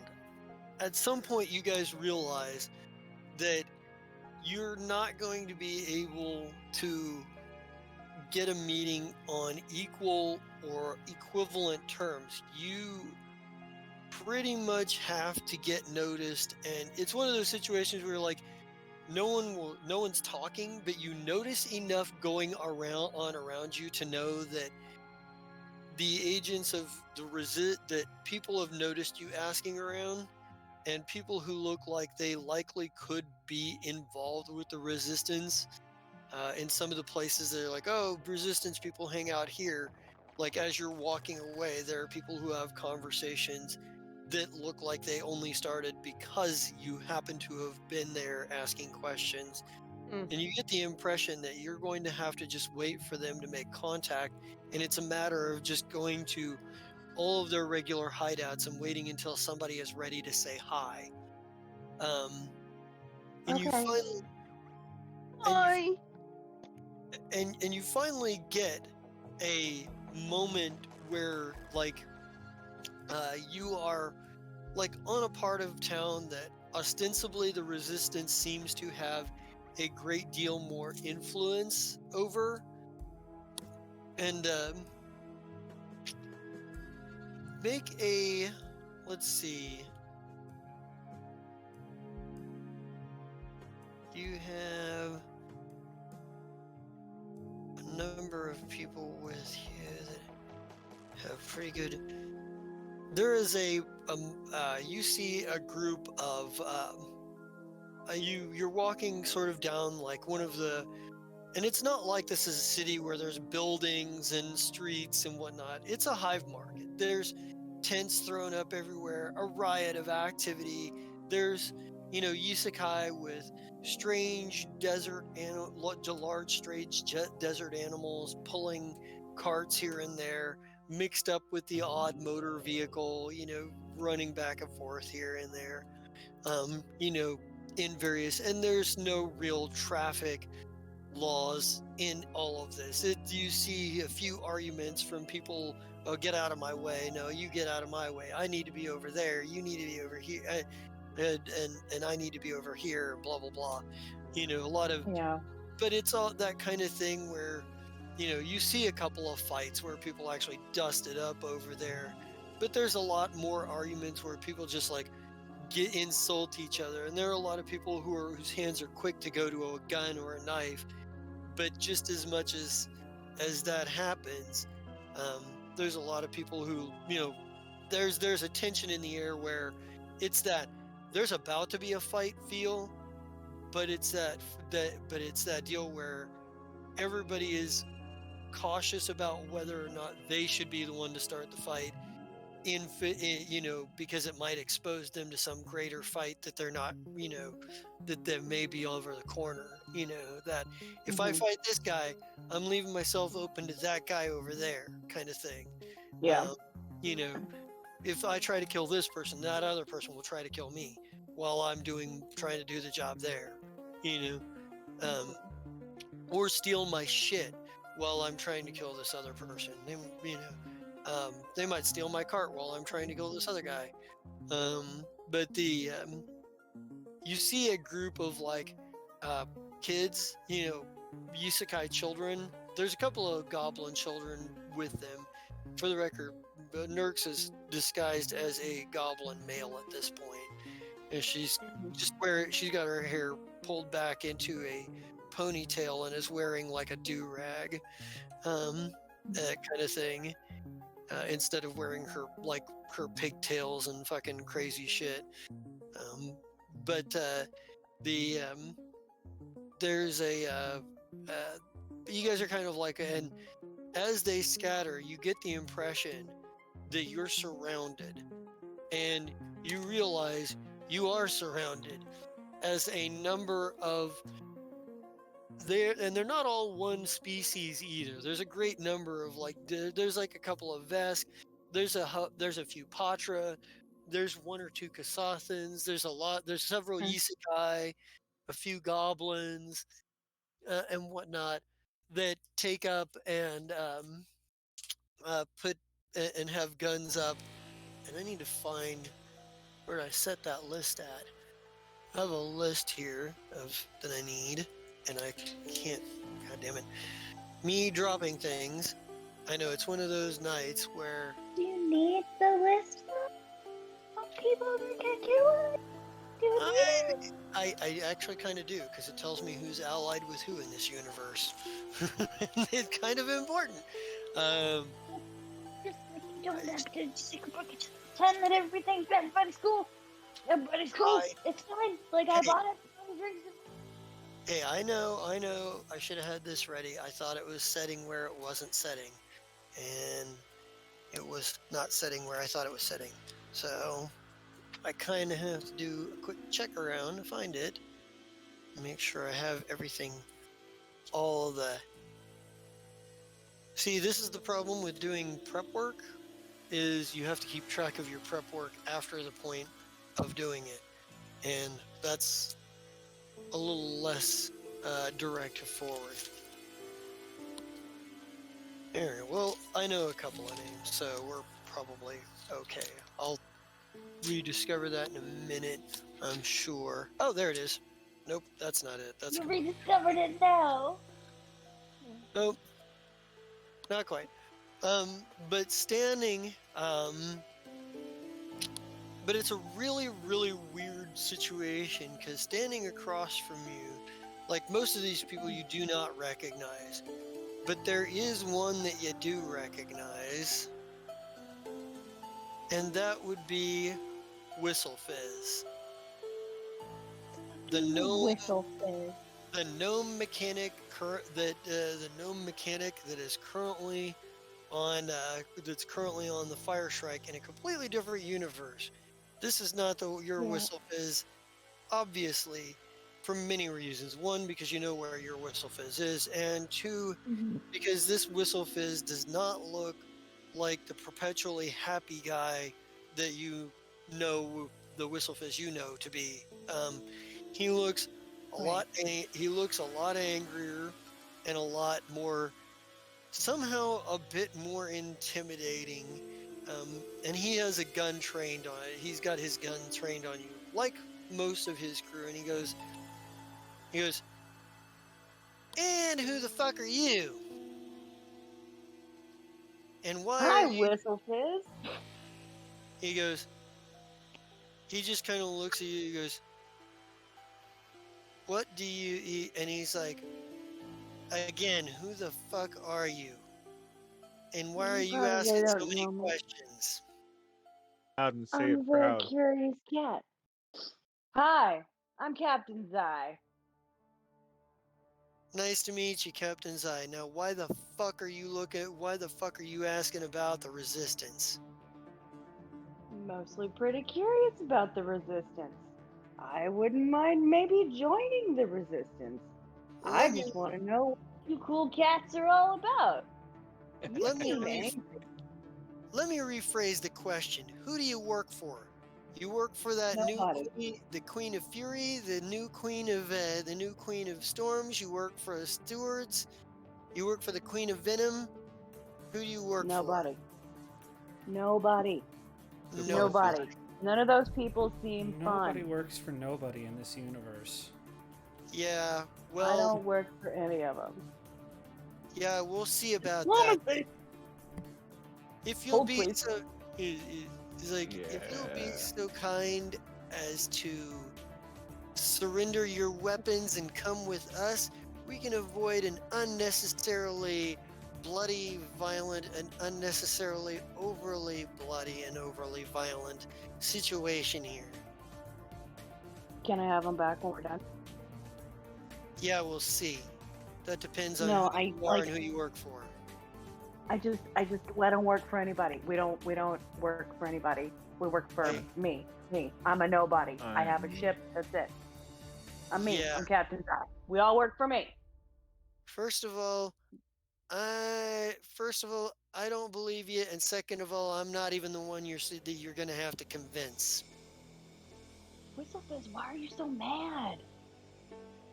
He You are just looks at you, Whistlefizz here, right? he just kind of looks at you. He goes, "Why the?" He goes, "Why in the nine hells would you wonder why? Why in the nine hells would you ask the question why? Who the fuck here is ever happy?" And he's like, "Just." He goes, "Are you gonna Raise come all four of your quietly or hands. not?" Universe Yeah, he is goes, terrible. Everyone's Yeah, angry. he's just like, he's like, "Are you gonna come quietly or not?" And he kind I of mean- like he puts his gun up like he's ready to shoot to accentuate his point. Well, it was your Oh my idea to find God. people. Oh wait, he pulled a It gun on was. you? Oh. Yeah, He did. he's had a gun pulled on from the moment he Yeah. walked out. He had a gun pulled on her. They've had So guns. Yeah. he cocks a gun. Yeah, okay. well, he puts it up to his shoulder like he's sighting it, ready to fire. He does that thing where Captain Zai is going to look very unamused and a little annoyed.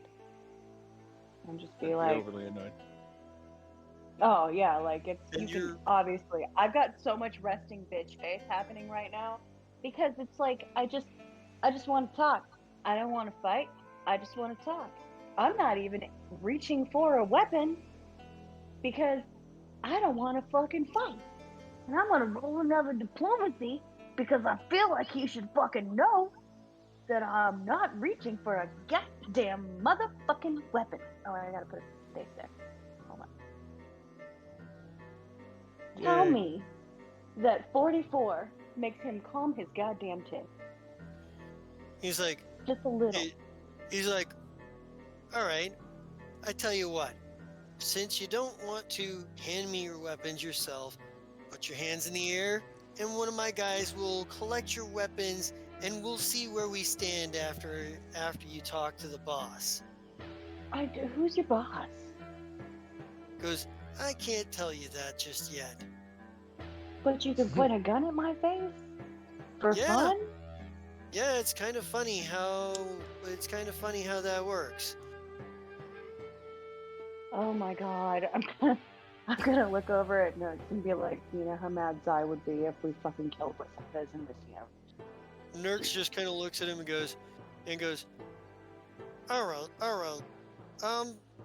She's like, personally, I say we got them all and just take whatever information we can. And Qualu, on the other hand, goes, actually, our friend here, Nerks, he's like, our friend here, and he didn't reference her by name. He's like, is a little bit over emotional at the moment. It may be advisable. They haven't killed us yet. And he says, they haven't killed us yet. And we are not likely to get information in the middle of a firefight. No, you're right. Fine. Fine. I'm gonna hand over my sexy hand cannon to Whistlefizz. Wait. And I'm gonna go, don't scratch it. I really like this thing. Yeah, Nerks is just like, Nerks it like hands over her gun and actually I kind of need to check something here. Nurx's gun I should have might have a grip on it, couple of- and so should hers. I just didn't know if she was I going to thought- try and Yeah, palm but you it or guys, not. but that's the thing. They were probably wearing their guns openly. But there is Yeah. something I need to check. So give me a Got a perception couple of other check from Whistlefizz. We're just going to use Whistlefizz's base stats here. I'm going to see if he notices that Nerx is hiding her knife on her switchblade on her person. That's a Chris roll. Yes, it is. I'm So Chris, looking. give me a perception roll. You're effectively. Actually, you know what? I can do that myself. And since I'm rolling for an NPC Whistlefizz, I probably should. So Because my luck be transferred, yeah. But I don't actually have Whistlefizz now.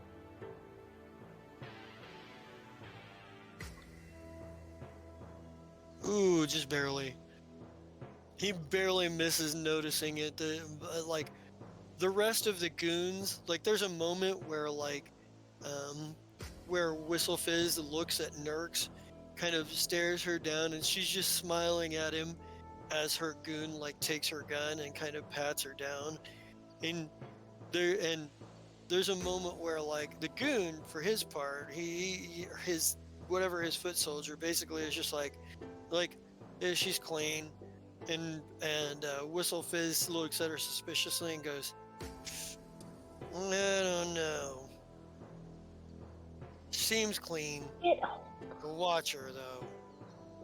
Vasif, if you want to try to notice whether Nerx is hiding her knife, you can make a perception check as well. I'm not even worried about it. I'm Yeah. just gonna make an assumption that she has got her shit under control. I've got Yeah. a couple of other things on my person, like a laser pistol and like 40 grenades. Yeah, they're like grabbing. They're like they've got like they're hauling like your grenades and fucking all. They take your grenades, your guns, and everything and whatnot. Unless you try to hide something small enough to hide, then that's a sleight of hand check. But Nope, I'm not gonna hide anything. They can have it all. I get The- to keep my stuff. Yeah, they're yeah they. He's like he points to the showbot and he's like, "You watch the sorry swine. It Mm-mm. He comes with tree me.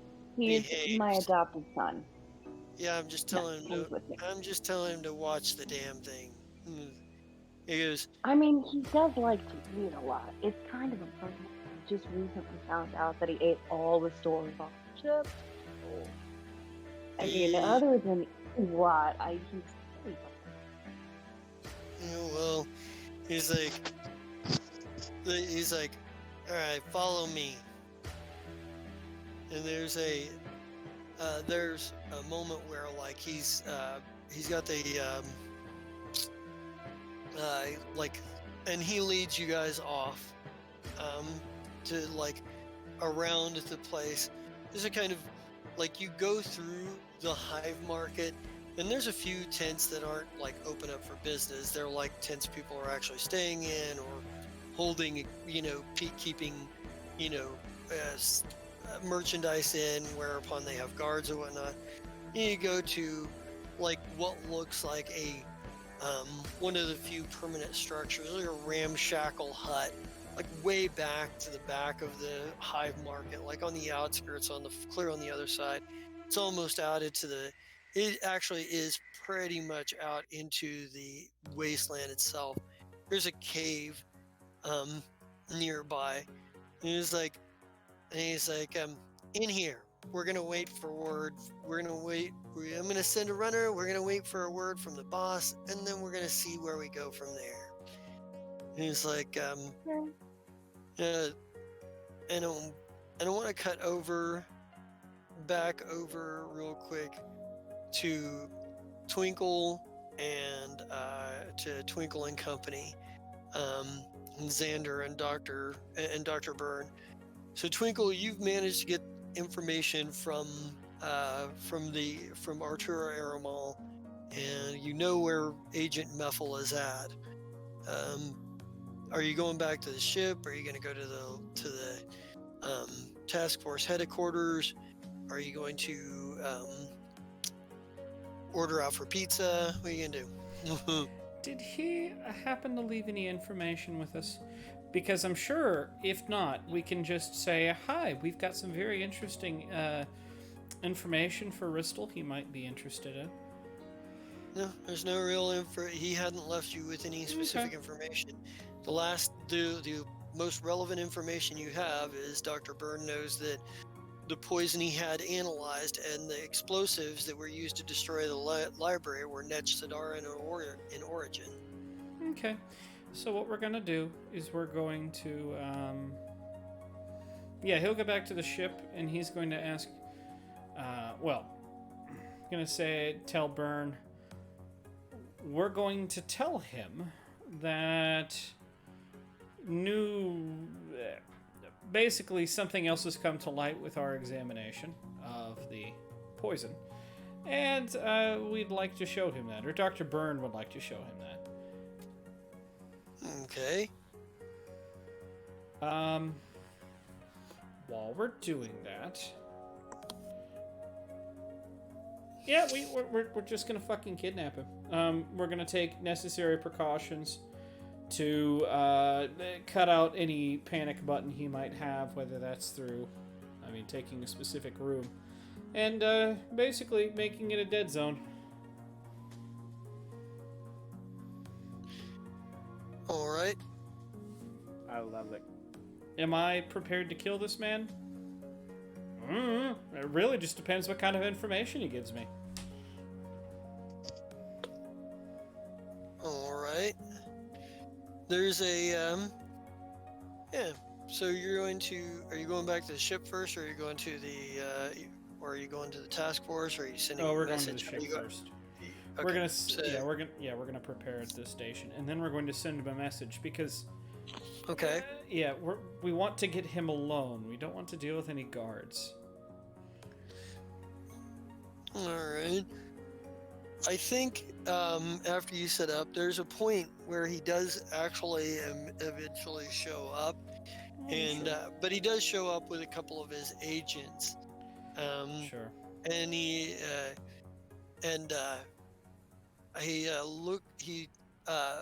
with a couple of his agents, and while they're there, he says, he's like, before we get into the information that you have for me, give me a moment here. I have some last minute thing. I have a last minute inspection I need to do in the ship in the ship in the next dock. I'll be right back. Actually, before he leaves, um, yeah, I guess we'll handle guards. If we're in that, if we're in that dead space, no panic buttons allowed. Let's say, does this have anything to do with a Well, actually, who's in the room with me? It's not just me, I hope. Well, right now, it's his guards are in there with you, with the two with you. And I'm hoping other people of the crew. Do you want us in there with you? Yes, because I'm not taking on 3 goons by myself. You got this. Especially when we have to take one alive. That's not gonna work. Hopefully Burn, he's our cover. That's why he's there. Mahala's there. Mahala needs to be there. Xander's I'm there, and because definitely Xander's there, Isaki and Bazik are there. So I feel slightly comfortable with that. Does this have anything to do with a Mr. Tomic Frickson? He goes, this is an interesting case and one that we're looking into. Give me a moment. I will be right back. Give me a sense motive here. Yeah, no, he's not getting out of this room.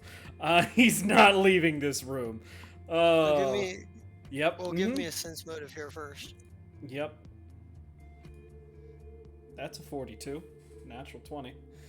You realize all at once in his body language, it's so subtle that if you hadn't spent a lot of time, if you hadn't spent as much time learning how to read people for your, your profession of convincing people that you're more legitimate than you are, because you are a background grifter. If you realize all at once what he's doing here, he's creating an excuse to get rid of his agents. It's very obvious that's what this is. He's utilizing this, I have another inspection I have to attend to, as an excuse for them to loot. He's trying to lose them. And he's making it for whatever reason he's making it much easier for you to take off with him by getting rid of his guards. It's because he just wants to talk. I'm not opposed to that, I guess. But alright, yeah, we'll let that happen, I suppose. There's probably a moment of hesitation and then nods. That's just fine. You have your duties to attend to. This can always wait. All right, and he kind of goes off to the he takes off with his agents for a few minutes. He's gone for about 30 minutes before he comes back alone. And when he comes back, he's like, when he comes back, he as soon as he closes the cargo bay door behind him. Yeah. Like, he's just like, he shuts the door and he is like, he shuts the door behind him and he's like, are we ready to take off then? The big isekai smile. Whatever could you possibly mean? I mean, are we ready to take off? Take flight, get off planet, out of system? I don't know. Are you wanting to leave system for any particular reason? He just kind of smiles and he goes, I'll explain more once we're out of Atmo. He does put a hand up. First things first. Are you the reason that Tomic is gone? Let me just say I will explain more when we get to Atmo. What I'm really asking is, can I trust you? And whatever his response is, sense of motive. He says, absolutely not. You can never trust someone like me. But in this case, you need to know what I know. And go ahead with your sense motive. He's absolutely telling the truth. A, he believes that you should never trust someone like him. And B, he believes you need the information that you have. Or you need the information that he has. Long time stroking isekai beard that doesn't exist. And then, beep. Really? The engine's still warm?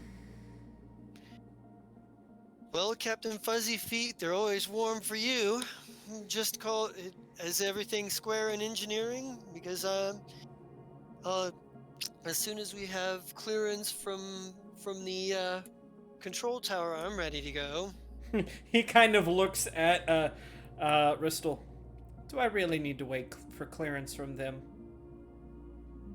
You want to make sure that this looks legit leaving orbit. Yes. All right. All right, get clearance from the tower. I'm actually trying to remember who our engineer even is. Dyden Losif, the Yep. half-elf, who That's right. basically sticks to the background and has been very shy, except around Rex. Say, Dyden, hope you're ready for another haul, because we're shipping out. Well, the engines are good to go whenever you're ready. We're good here. Alrighty.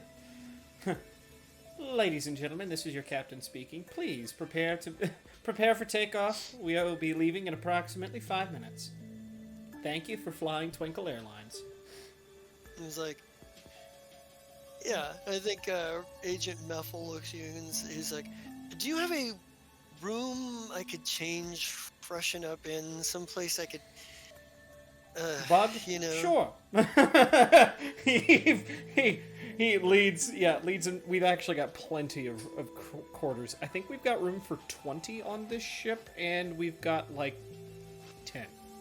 So Okay, we've got empty bunks. Yeah, so after you manage to get, like, once you get to Atmo and you're on bridge, and Rulia is kind of sitting there, it's like, do we have a destination in mind? Eyes kind of drift towards Ristel. I don't know. Well, he's not back on. Well, you probably maybe Gotcha. drift towards the door, towards the bridge, because he's not back on yet. Gotcha. Kind of looking, and yet. I don't know. I'm not in control, Rulia. I'm going to admit that right here and now. And for 1 second, do not like it. But at this point, I think we're out of options. There is you hear like the door to the bridge open, and I don't know who else is on the bridge here. Xander, Byrne, where are you at on the ship? Are you We would on the have followed bridge? him. We would have followed Captain. Okay. All right. Dr. Byrne, are you on bridge too, or are you in the lab? This is Tomic, isn't it? When you get to the, regardless, oh, that's right, Daniel has to leave early. When you get to the like the door opens, you see a familiar face, but not one you expected. It's the elf that talked to you earlier in the alley. And he looks at you, he goes, he's dressed a little bit differently. He seems to have found some clothes in the closet or whatever. You know, I wanted to kidnap him. And he kind of I wanted to. And he well, there's a lot going on here that's been going on since before you wanted to kidnap him. He looks at you and he goes, that's a lot better. He goes, you gotta know, I don't like that posting. That was, there's a great deal of not a lot of fun. He goes, But I suppose we all have to go through a posting like that. He goes, I am not Agent Ristel Meffel, and neither is the man who will be taking my place, or rather has already taken my place. Ristel Methel did exist, was a member of the House Mef Elkern, and was sent there as a spy from Ned Shadara quite a long time ago. However, the Paperleaf Tea Trading Company, we got wind of it. Don't worry, I'm well aware that your king has been informed of our unique status. If you care to have this conversation, more of this conversation in your ready room, we can do so. If you are comfortable speaking here and you're comfortable that everyone on your bridge is loyal, then I'll take your word for it.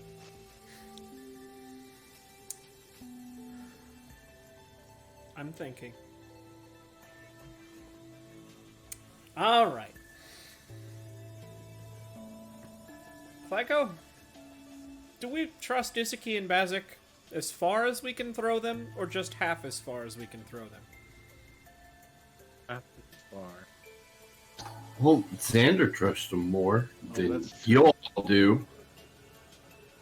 Well, at this point, Twinkle's like, we have to trust them, not because we want to, but because we have no choice. So I think having them in on the convo would really go a long way as making a gesture of trust.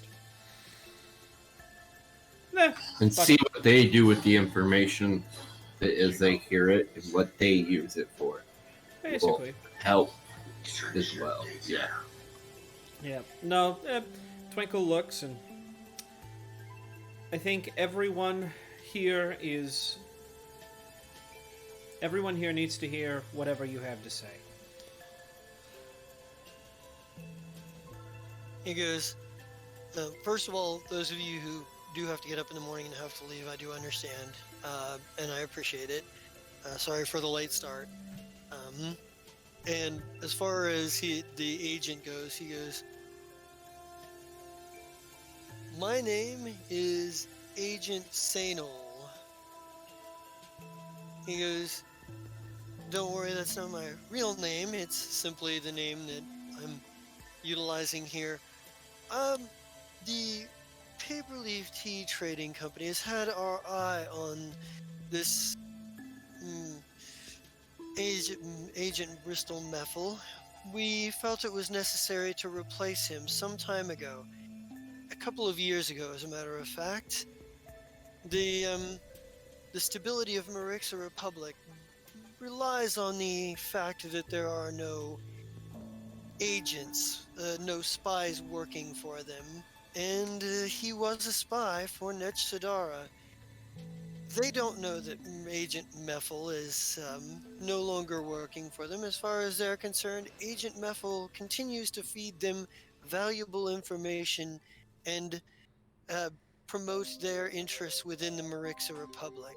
In reality, Agent Ristel Meffel has been gone for some time.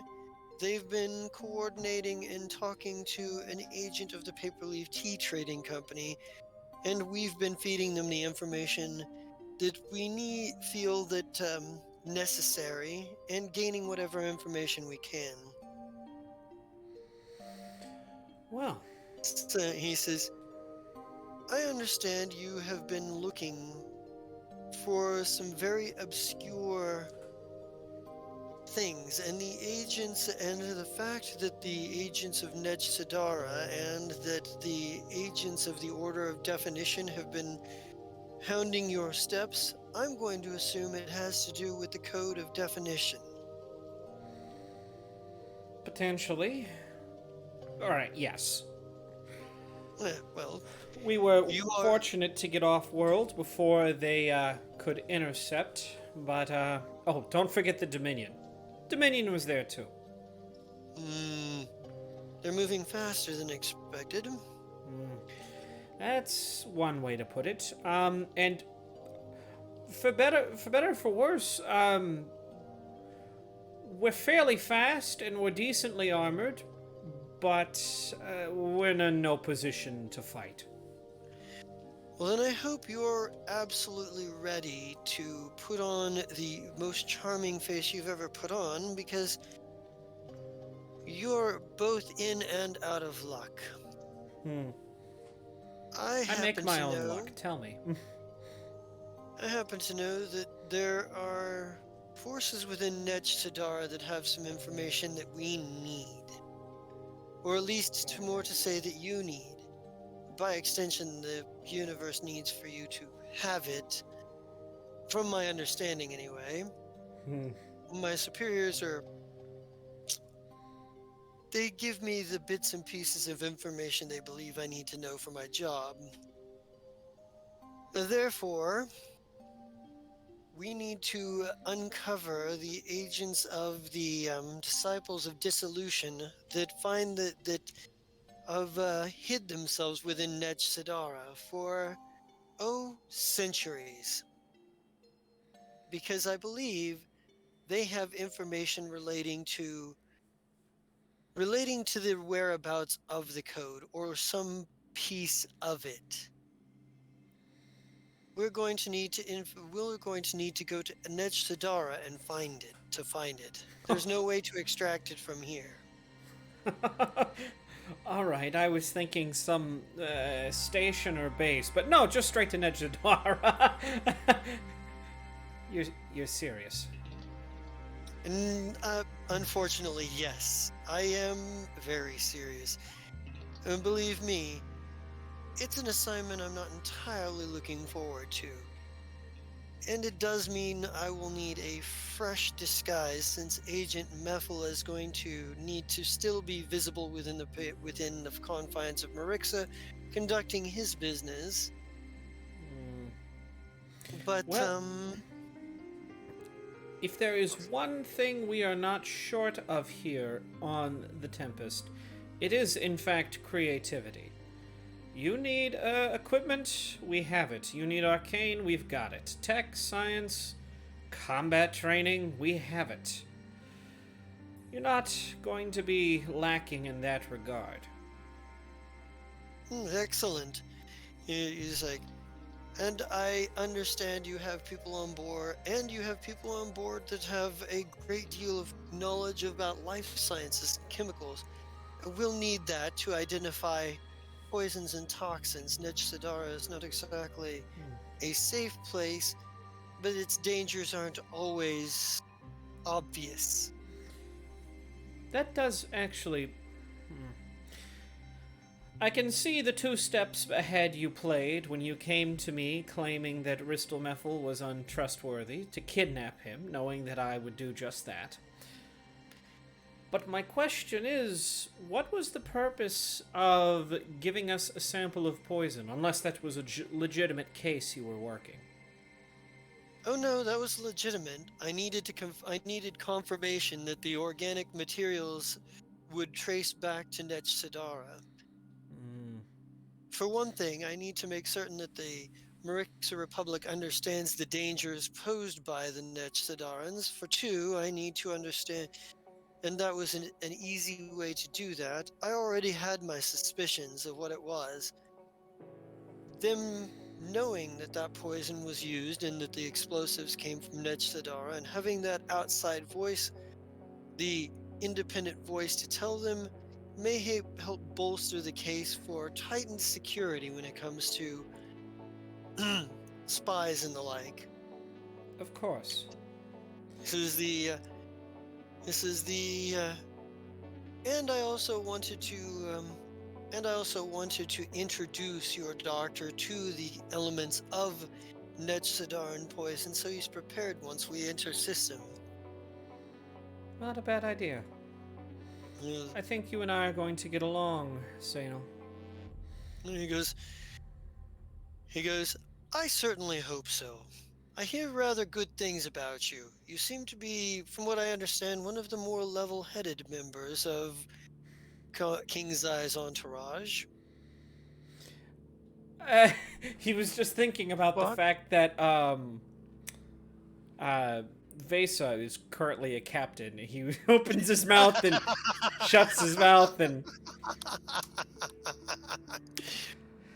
because, by the way, Vesa, he did recently get all of those messages.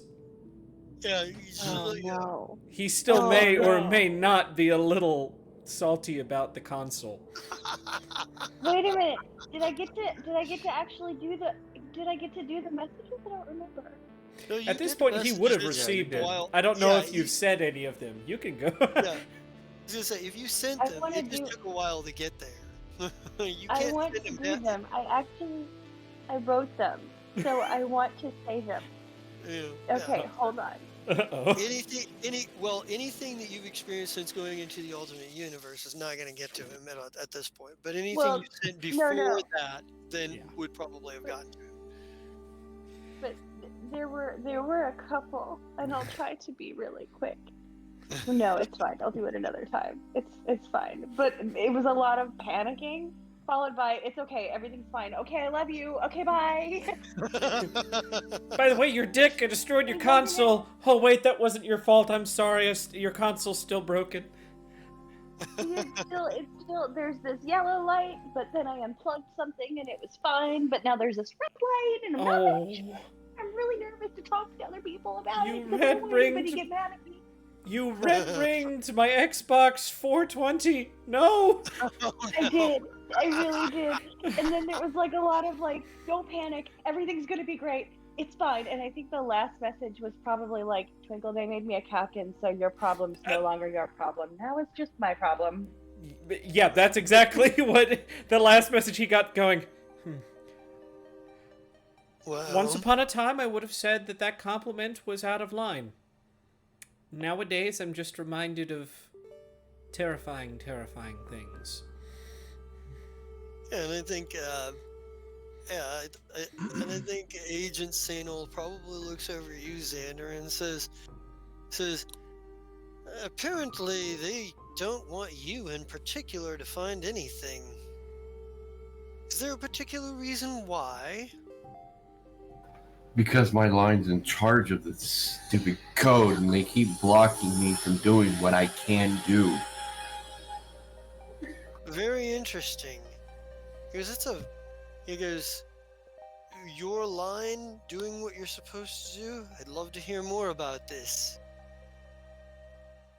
Oh, by the way, Well- Rulia, in case it wasn't apparent, please make flank speed for Nej Zadara. I was just waiting on your order, Captain Fuzzy Feet. And she starts punching in the coordinates. You can go ahead and make her her piloting check. Alright, we I want to look at the people with me that are like my entourage to be like, "Hey, Vazik and Isaki. Vazig and Iski," and look at him. Should we tell this dude what we know? Yes or no? Just kind of giving that look at him. Yeah, Isaki is just like, only if we can't get the information he can provide without doing so. Yeah, I was under the same thought process that, hey, if you can't give me the next information for the next part of the code, then you ain't gonna know jack. He's like, yeah, he kind of shrugs his shoulders and he goes, I understand everyone. Sometimes getting information is less about asking questions and more about observation. I suppose I will simply observe the situation as it unfolds. He's like, he says, if you need me, I will be in the quarters that the quarters you gave me. I will be available whenever necessary. Well, once we hit Nej Sadara, you'll definitely let me know before we hit Nej Sadara. There's a bit of prep work I'll need to do. The major players will need to speak to, the things we're going to need to watch out from. You won't necessarily need to go in disguise. You represent Patella as a planet and its own national interest. They won't likely outright shoot you out of the sky. They'll probably try to assess what kind of advantage they can get out of a relationship with you before they make a move to kill you. Me, on the other hand, I'm another story.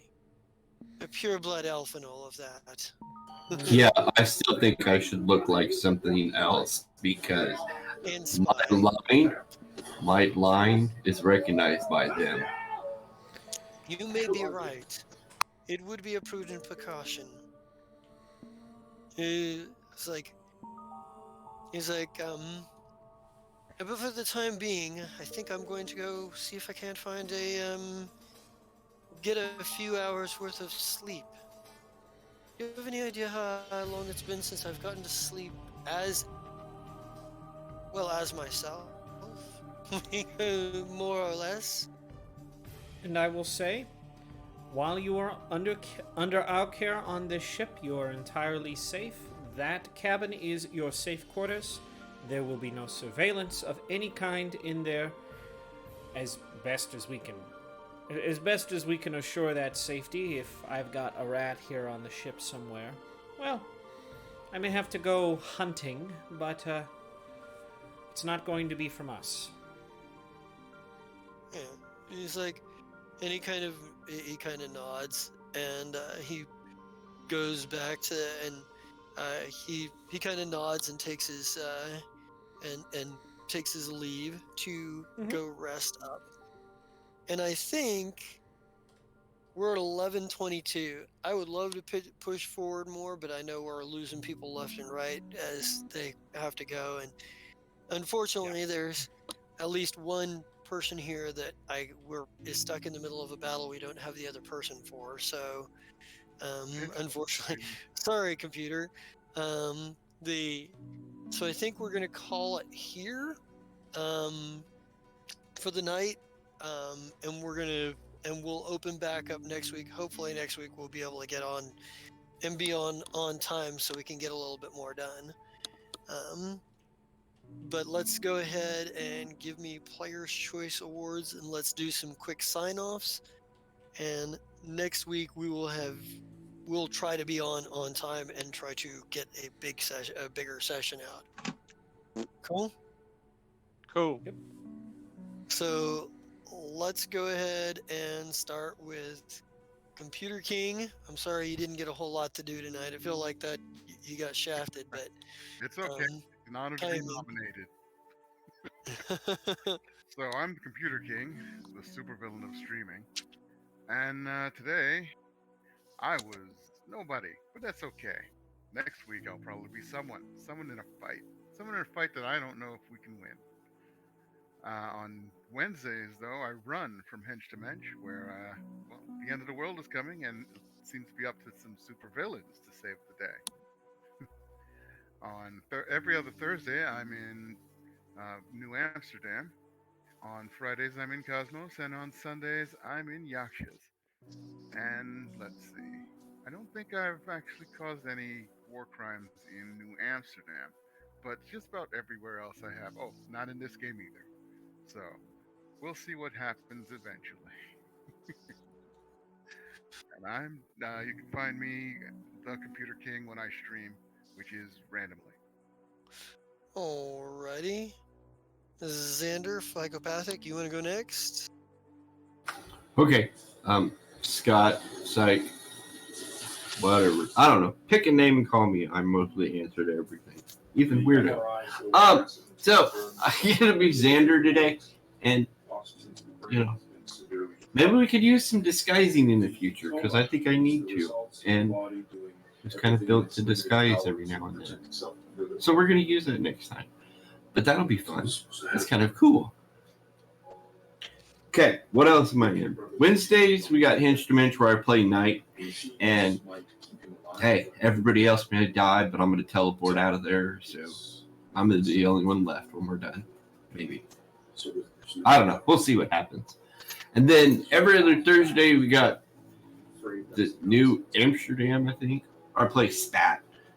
So he's the group healer. When somebody gets hurt, they come to him. He makes them feel better.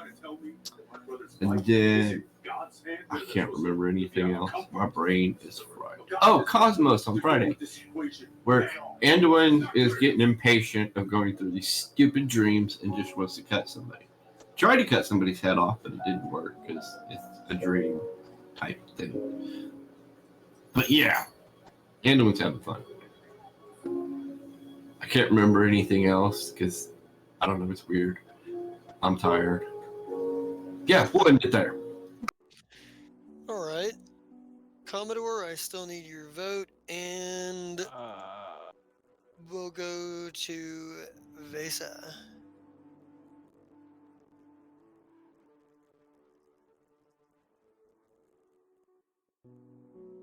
I got this Amy. button that mutes that I forgot about. So I'm just chit-chatting it up like a motherfucker. Let's start over. Hi, I'm Amy Gedden. Tonight I play Besa. I don't know what the fuck I'm doing. We're just hoping for the best and trying not to die while I find my other teammate so we can get the fuck off this rock and move the fuck on and get back to our timeline. It's crazy. When I'm not here, I'm also in Hench Dimension on Wednesdays. I play Flux. She's super cool. You should watch it. Also, I'm a little sour because I didn't get a chance to work with Keanu Reeves, but we'll see that happen after the end of the world. We've already agreed to go on a month-long trip to Tahiti. I sincerely hope it actually happens and we survive. Like, now she's got a goal. She needs to survive so she can. Keanu. Anyway, moving on. Monday through Friday, 10 a.m. Pacific Standard Time to about noonish. I stream art. It's fun. You should check it out. You can find me at Amy Gedden on Twitch. Also, you guys, do you like art and do you like poker cards? Because if you like both of those things, I launched a Kickstarter today where I'm doing some handmade.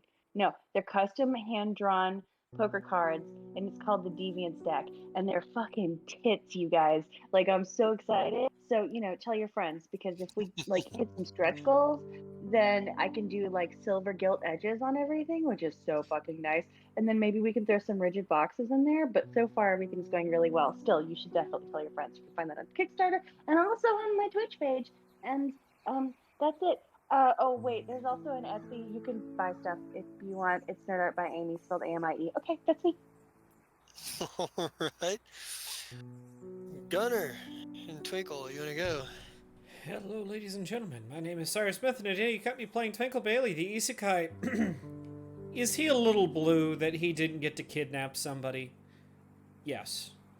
But the person who's playing him was kind of thinking, if we actually kidnap him and take 2 armed guards with us, that might attract suspicion, and that might be a problem.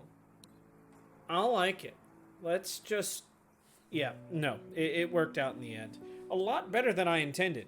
Basically, I was just going to give him a chance to tell me what I wanted to know, because if, he didn't tell me, then I'd kidnap him. But I would make him aware of all of his options. Biometric locks are a thing, and I love them. Yeah, but other than that, you can find me on Wednesdays in Henchmensch, Thursdays, this Thursday in Amsterdam, Friday in, I was about to say Yakshas, but I'm running that night. So, Cosmos, where my players do all of the heavy lifting, and I just eternally go, thank you for putting up with me. And then Sundays on Yakshas. That's about me. Alrighty. And that leaves the Commodore. Does it? Tonight I played the Commodore. It was a lot of fun.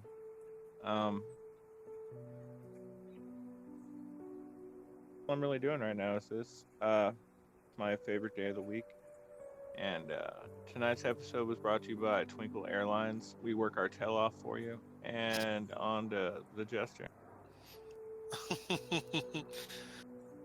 All right. That brings it back to me. First of all, player's choice. Vesa, you eked it out just barely. It was down between Twinkle and Vesa. You get an extra 900 experience points on top of the 5,000 everybody gets. Thank you. Thank you, guys. Again, I apologize. Tonight was a little, ran late, and we didn't get as much going as we'd like to. For those of you out there watching, dealing with the other parent of a child is sometimes not so easy or so brief. So, rather long phone call with the young child's um, mother. And by the way, did we lose Michael too? Mike had to Yeah. duck. Yeah. He said he was just falling asleep. Yeah, I was gonna say. I thought I realized after the fact. I was like, wait a minute, I haven't heard from him either. Okay, well, hopefully next week I won't be like 9 minutes until stream time trying to get off the phone, going, no, wait, I have to be somewhere. I have things going on. I got to do stuff. um, at any case, that said. I am the Just King Zerat. You can catch me here on Monday nights for The Fire Shrike, my favorite group of space pirates, never do wells, and apparently people who are going to save the multiverse. Um, had some. It was a good session tonight, despite the craziness and being sort of all over the place. We did get a few things done that I've been meaning to do, and set up a few things that are going forward. But with that said, I think that's all we've got for tonight. So let's get an RIP Fern and get out of here. RIP Fern. R.I.P. Fern.